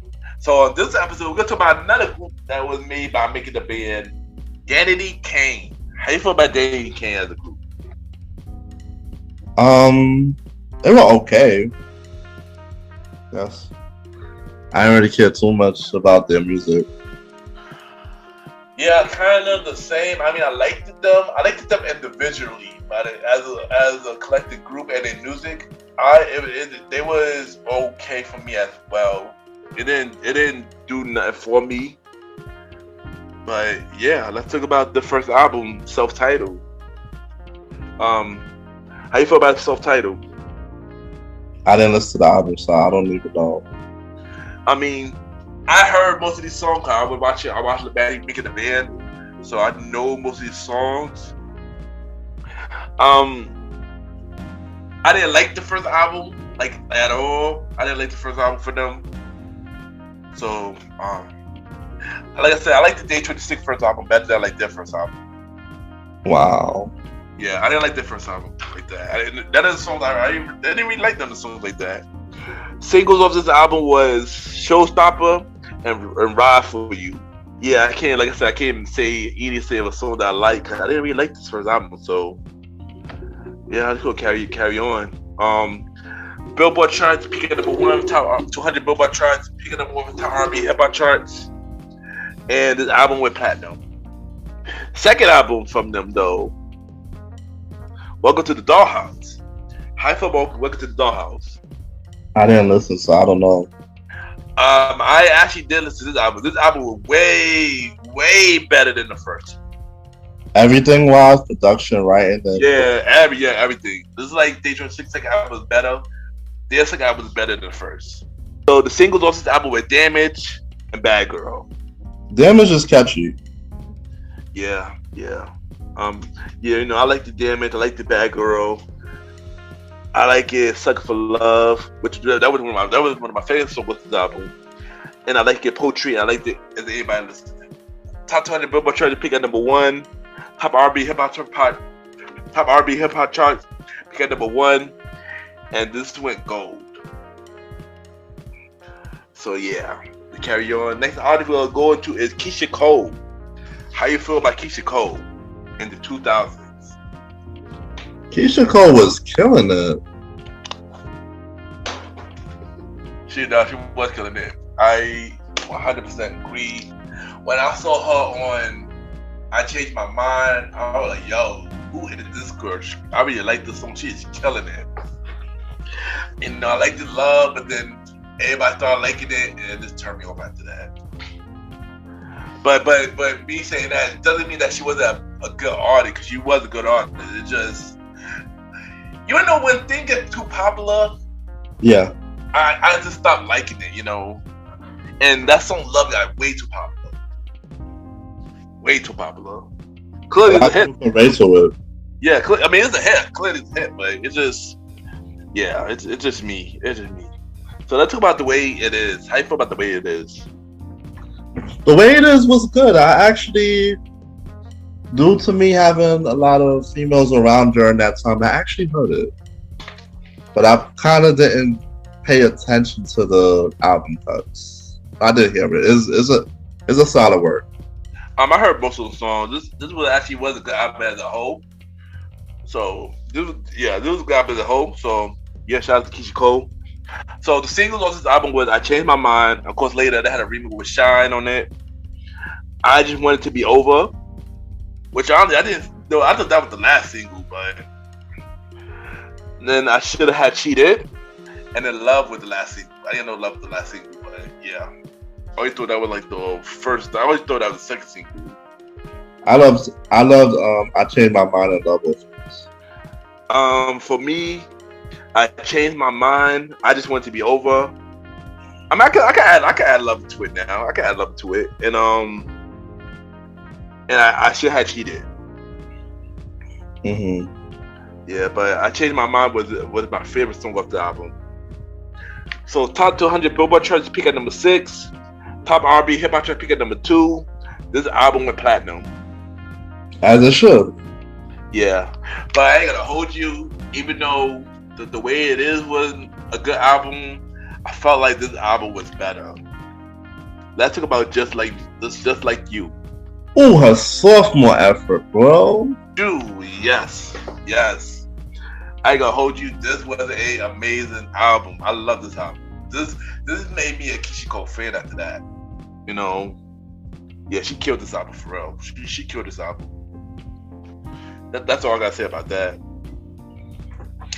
Singles off this album was "Let It Go" with Little Kim and Missy. She had "Let You Go." I forgot who the girl she was featured on. I Remember and Heaven Sent. This album, bro. Right, what's your favorite song of this album? Heaven Sent, Shoulda Let You Go, Let It Go, Last Night. Yeah, I agree with you. Shoulda Let You Go, I Remember, Heaven Sent, Let It Go, and also Last Night. Top 200 Billboard chart peak at number 2. Top R&B hip hop chart peak at number 1, and this album went platinum. Well, it should have went more times platinum because she had the TV show and everything. I agree. Yeah, because around this time the TV show is out too. That's another thing too. I agree. It should have been more than that. I agree with that. It should have been more than that. But since we here, who we felt won that versus Ashanti or Keyshia Cole? Oh, I can't remember. For some reason, I feel like it was Ashanti. Yeah, I think it was too. I think Ashanti did. Yeah, I think it was Ashanti as well. Ashanti did better on that versus the Keyshia Cole. Our next album we're gonna talk about is A Different Me. How you feel about A Different Me? I'm sorry I didn't listen to this one. I heard some songs on this album. This was an okay album. Not much to talk about it. I mean, the singles was alright, but it wasn't strong enough to me really want to check out this album though as a whole. So the singles was Play Your Cards Right, with Tupac, You Complete Me, and Trust. I believe Trust was with Monica. Wow, yes, it was. Oh yeah. For me, I guess Play Your Cards Right was probably the only song that really caught my attention, and I think Brand New, and that was really it. Nothing out there really not really catch my attention on this album at all. Yeah, I'm sorry. I checked out from her around this time. Alright. So top 200 Billboard charts peak at number 2. Top 100 top R&B hip hop charts peak at number 1, and this album went platinum. What? Yeah. It must have been the fan base, cause she do got a fan base though. She do got a solid fan base though. So yeah. A lot of times, no matter who you are, if you drop a not so great album, your fan base can carry you to the top. Oh, that's a fact.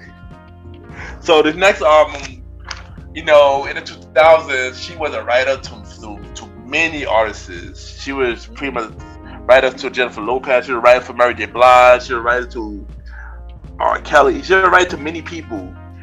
She joined up with Timbaland, and then she came out with her solo album.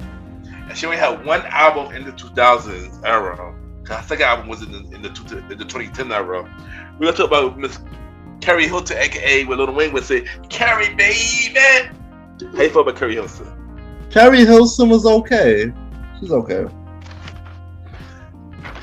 I'm not gonna hold you, son. I had the biggest crush on Carrie Hilton, man.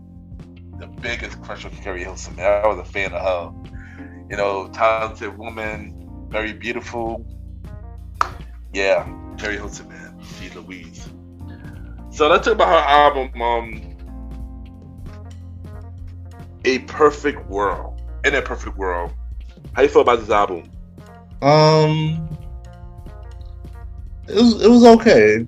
It was okay album. I didn't listen to the whole album. Just know about the singles. Nah, I listened to the album, but this was a really good album. Good debut album. This was pretty cool. It was pretty cool. I like it. But what I didn't know that this album came out with six singles though. 6?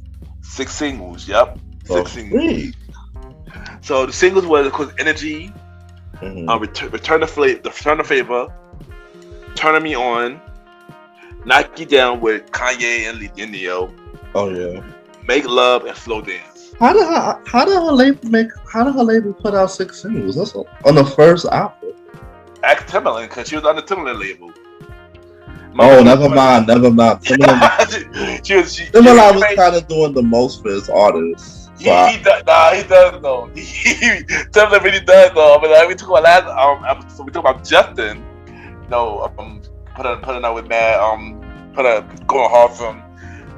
Only you think about it. Also, Nelly Furtado, especially when she had that album with Permission with the girl. When she done it with him, he helped out heavy. He got her big comeback. So Timbaland, and of course the next artist we're gonna get to after this soon, another artist that Timbaland worked with, we'll get to later on in this episode. Yeah, Timbaland worked hard for his artists though. I gotta give him that. He go hard for his artists, like for real. Like you can release as much songs as you want as singles. Like you want to release 6, you want to release 10, you can release it. Like sheesh.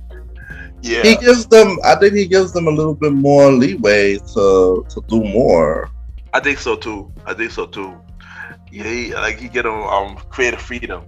I think he does.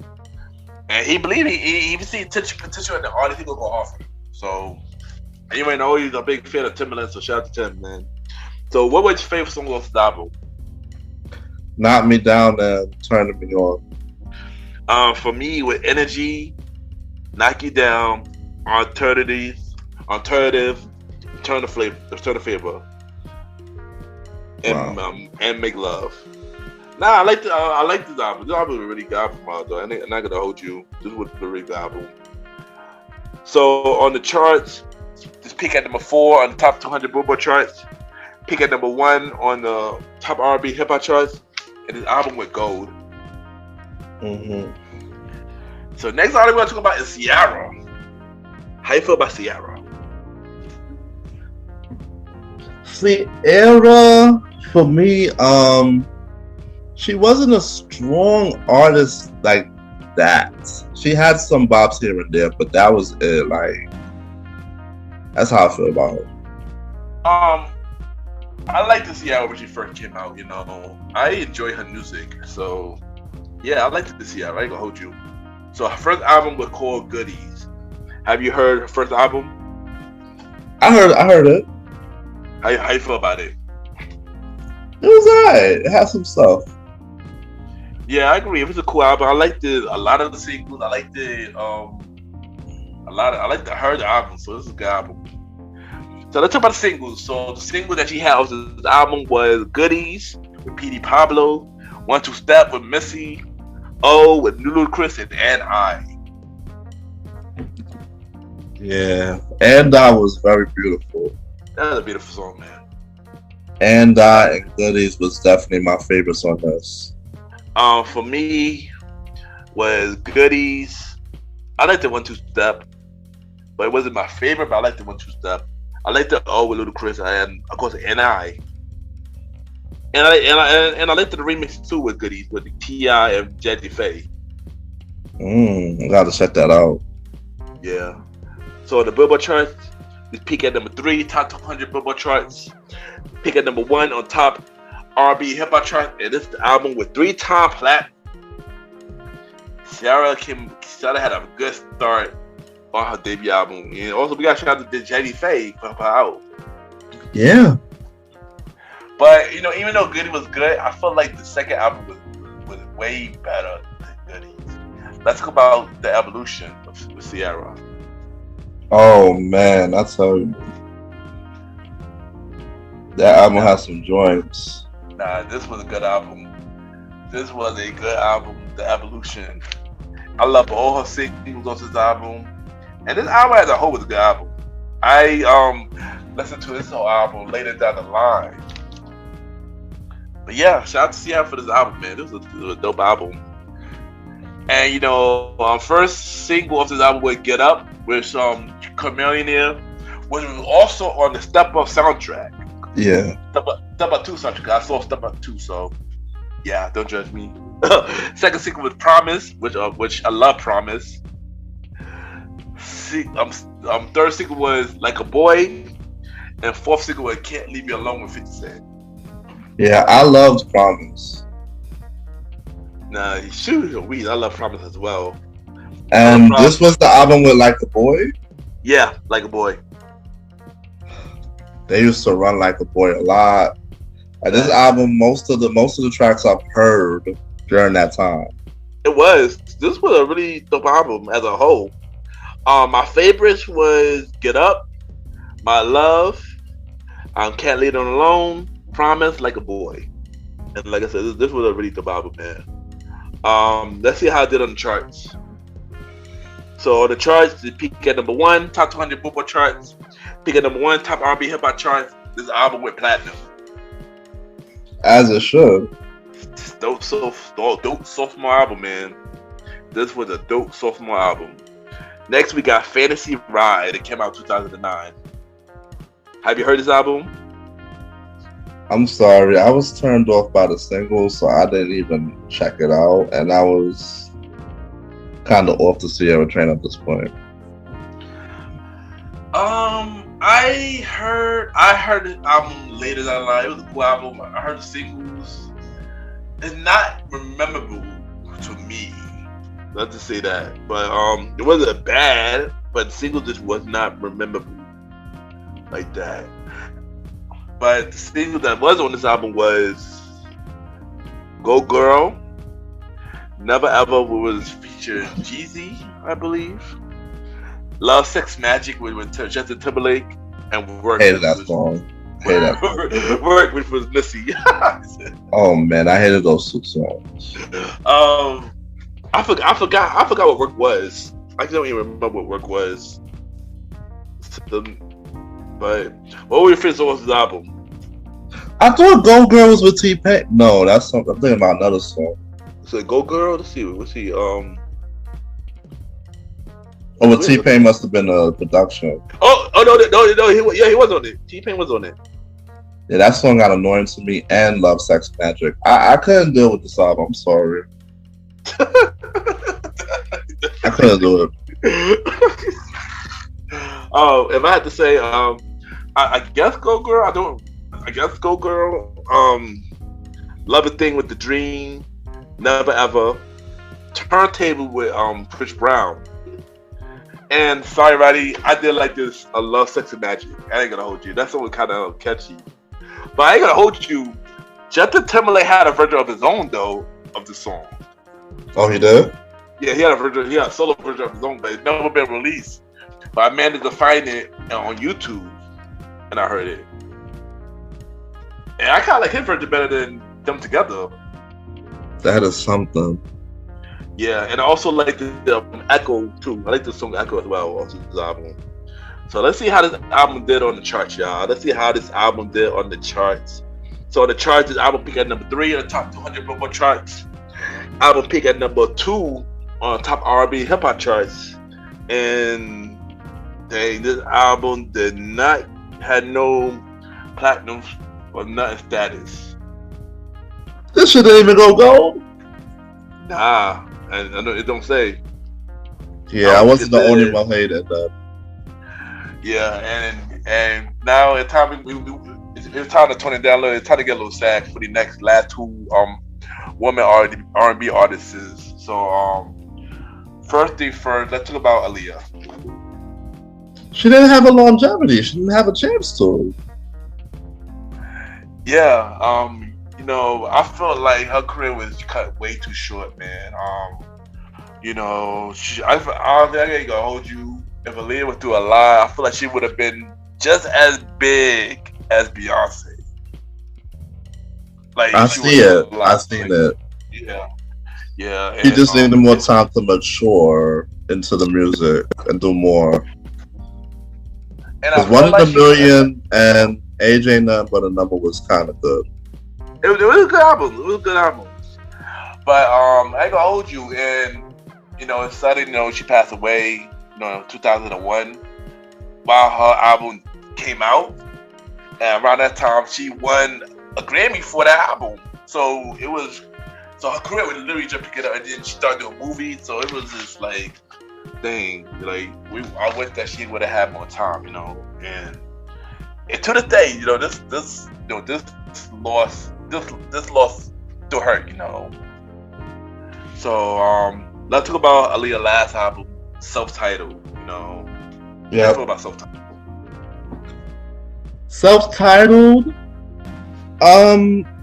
It was a dope piece of work. I'm not even gonna lie. I could listen to it and I could stand when other people listen to it. It was a dope piece of work. I can't say nothing bad about it. When this album came out, my cousin had this album. So I heard this album a long time ago, and around this time she was doing live. And this was a really good album. And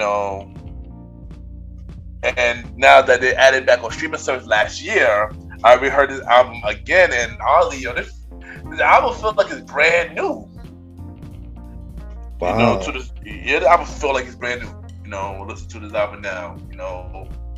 All the singles are dope. Like I said, I wish, we wish her career didn't get cut short, because like she was an amazing artist, and I knew that she could have done big things, man. We know she could have done. She was just getting here. So yeah. So the singles of this album was "We Need a Revolution," "More Than a Woman," and "Rock the Boat." So what were your feelings on this album? More Than a Woman was good. Mm-hmm. I Care For You was also on this album. Yeah. And I don't know. It's just We Need a Resolution was okay. I liked it at the time, but I don't know. What else was on here? Oh yeah, the rest was singles. I didn't really listen to the sing. I don't remember the singles that far back. Yeah, it was only 3 singles off this album. Right? Not singles, I mean album cuts. Oh, album. Okay. Yeah.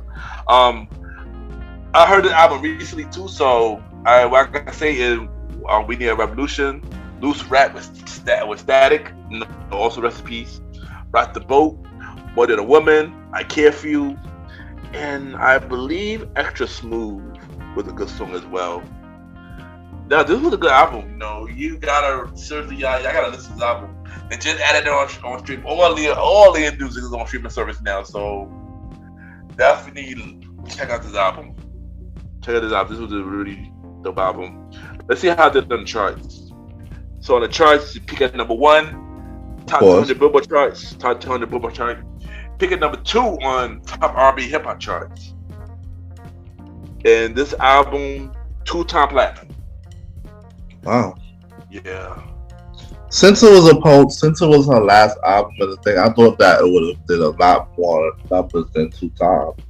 I agree. It probably did even more, but a lot of her stuff got taken off streaming service. A lot of stuff got taken off shelves because of the background, because of background records. I believe her uncle was a worker at the label. It was a big thing with that. So yeah, I remember that. But they did came out with another album after that for Aaliyah after she died, called "I Care For You," the album. And did you hear this album? "I Care For You" album? No. Cause I think it was a mix of Greatest Hits, and it had some new songs off it. And then of course, like "I Miss You" and stuff. Yeah. And "Can I Come Over?" Yeah. I like the "Can I Come Over," but that was ran on the radio so much it got annoying after a while. I mean, of course. But I understand. I'm just saying, it just was played so much. That's what I meant. Yeah. So the singles on this album was "Miss You," "Don't Know What to Tell Ya," "I Care for You." They actually make "I Care for You" as a single for this and then "Come Over." And I like the, of course, "I Care for You." I like the "Miss You." I like the "Come Over." Tank wrote and did background vocal for "Come Over." And I don't remember the other single though, but I might check that out though. Yeah, but let's see how this did.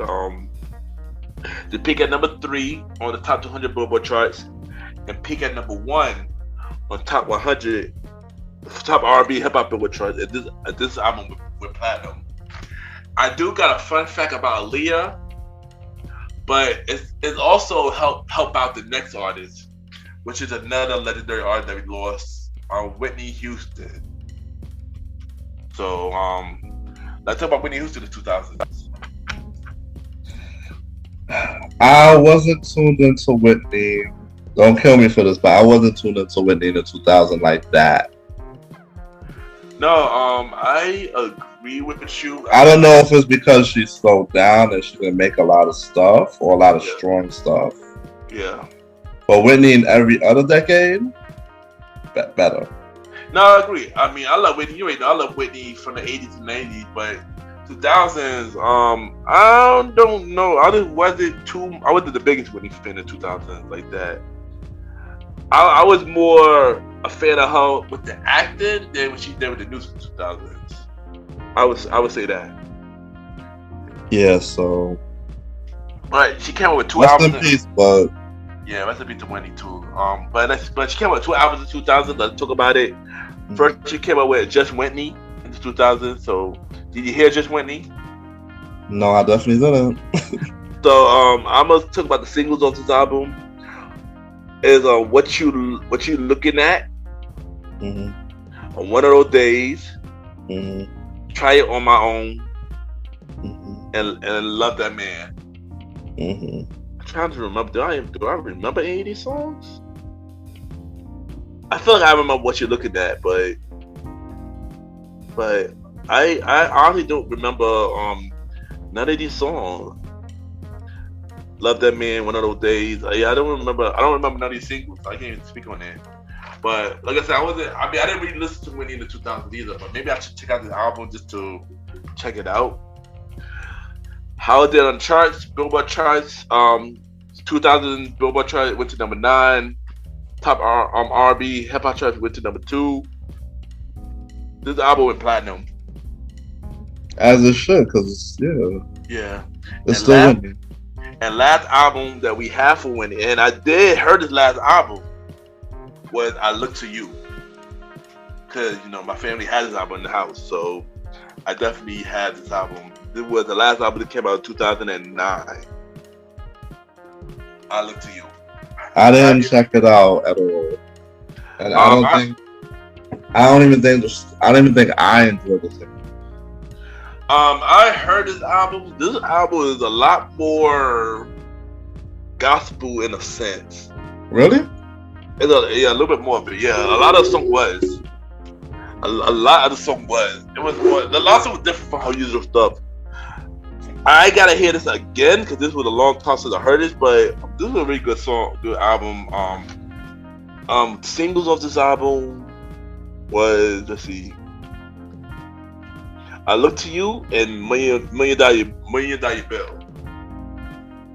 Wow. And I Look to You. That was an amazing song. That was an amazing song. R. Kelly wrote that song. So yeah. Million Dollar Bill. Alicia Keys wrote that song. I gotta hear that song. I do not remember Million Dollar Bill. But fun fact though, Whitney was, you were prepared to do Sparkle, and she found out about Sparkle in 2001. You remember that movie came out, I believe, in 2010, I think. Around there. Yeah, but the fun fact is, Aaliyah was supposed to be the lead in Sparkle. Originally. Oh. She was supposed to be the lead. Remember the lead was they gave it to Jordan Spark. But Aaliyah was supposed to be the lead for that role. Wow. Imagine if Aaliyah did that lead, yo. That would have been amazing. She would have killed it. I think she would have did a lot more better than Jordan Sparks did. Me too. She would have done a lot more better than Joyce Sparks did.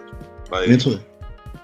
Even though Joyce Sparks is talented, don't get me wrong, but I feel like Aaliyah just would have, geez Louise, she would have killed it. Yeah. So, top 200 Billboard charts. This peak at number 1. Top 200 Billboard charts. Top R&B hip hop chart. This peak at number 1. And this album went platinum. Rest in peace to Randy Houston. Rest in peace to Aaliyah. And also rest in peace to Let's Die, who also died in 2002. So, yeah. So before we go, we already know we're gonna do a segment where I'm gonna say an artist and we say our favorite song from that artist during their 2000 era. Are you ready? Yes. All right. So first we're gonna say Maya. Maya, Best of Me, Case of the X, Fallen. I'm gonna say Fallen. Alright, Latoya Luckett. Torn. Song that I have. I agree with you. I'm gonna say Torn as well. Alright, Jennifer Hudson. Spotlight. I agree. I'm gonna say Spotlight as well. Fantasia. Free Yourself. Truth Is When I See You.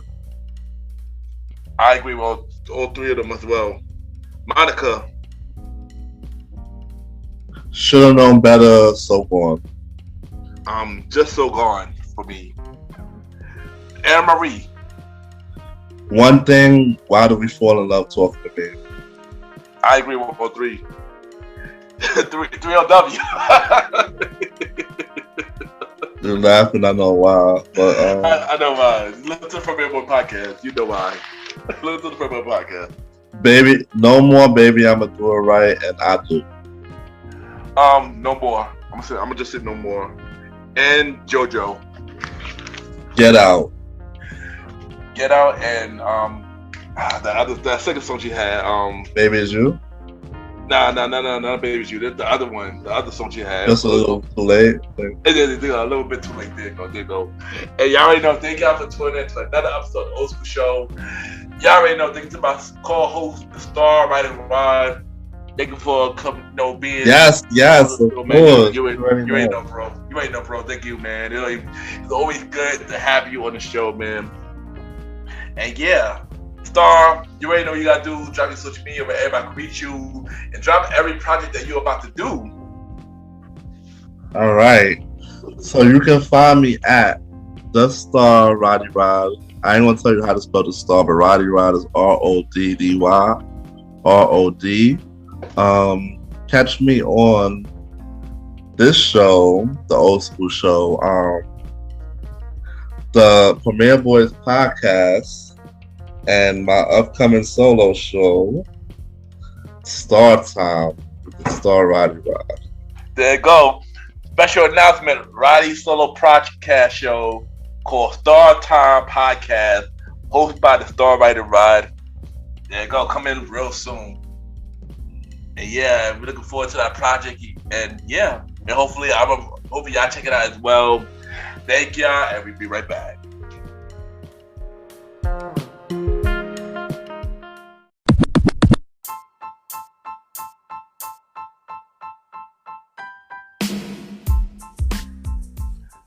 Hello, everybody. This is your boy Ken, aka MrGentleman, the Gentleman Like the Podcast and the Premier Boy Podcast. And this commercial is brought to you by the Premier Boy Podcast, where we talk about anything about the culture. Hosted by myself, Ken, aka MrGentleman, Mr. Aaron Sands from King Talk with Aaron Sands, the Star Roddy Rod, who is also my co-host of the Old School Show, and long live the Chief Mally Mal. And we talk many topics, from politics, music, sex, love, relationships, and many more. And also every topic that's going on in the news right now. Many of our topics are very controversial, and the podcast show might not be for everybody. because we talk about many explicit content, and yeah. So if y'all decided to check out the show, y'all be warned because y'all might need a drink or two. And yeah, because this podcast is so crazy. I'm shocked they had not got canceled yet. So if y'all looking forward to listen to the premiere of the podcast, check it out on Anchor, Spotify, Apple Podcast, iHeartRadio, and many more. Each and every Wednesday at 12 a.m. You can check out the premiere of the podcast with myself, Mr. Aaron Sands, Star Roddy, and Long Little Chief Mally Mal. This is your boy Ken, aka MrGentleman. Have a good day and night wherever you're listening to this episode. Now back to the show. Yeah!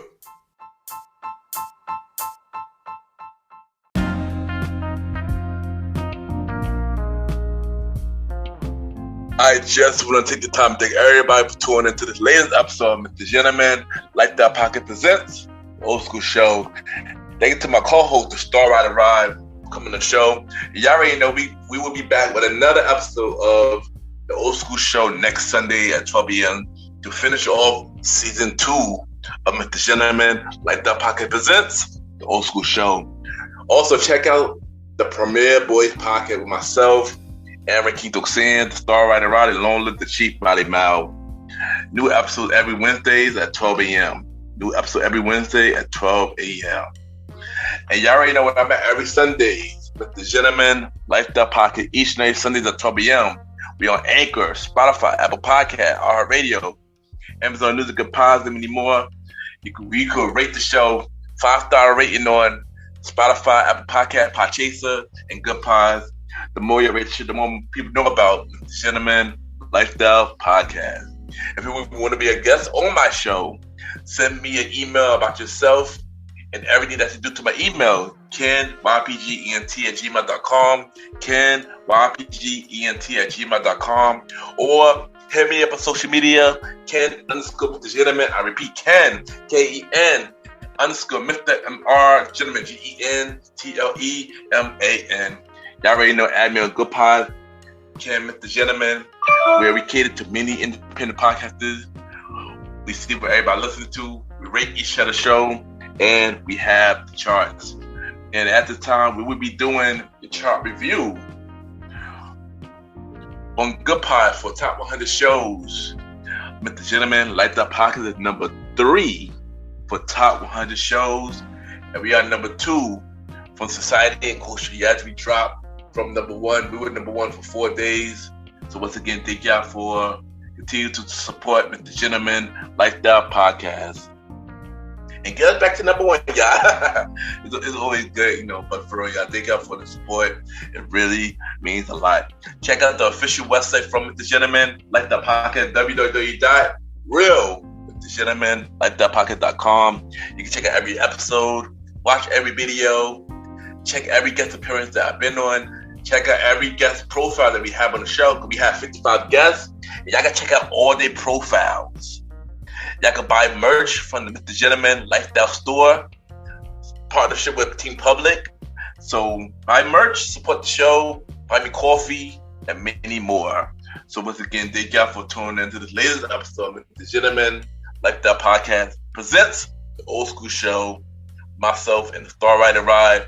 This Thursday, Date Night Talk Pocket with myself and Miss Vanna B returns this Thursday at 12 a.m. And next Sunday, another episode of the Old School Show. Have a good day or night wherever you're listening to this episode.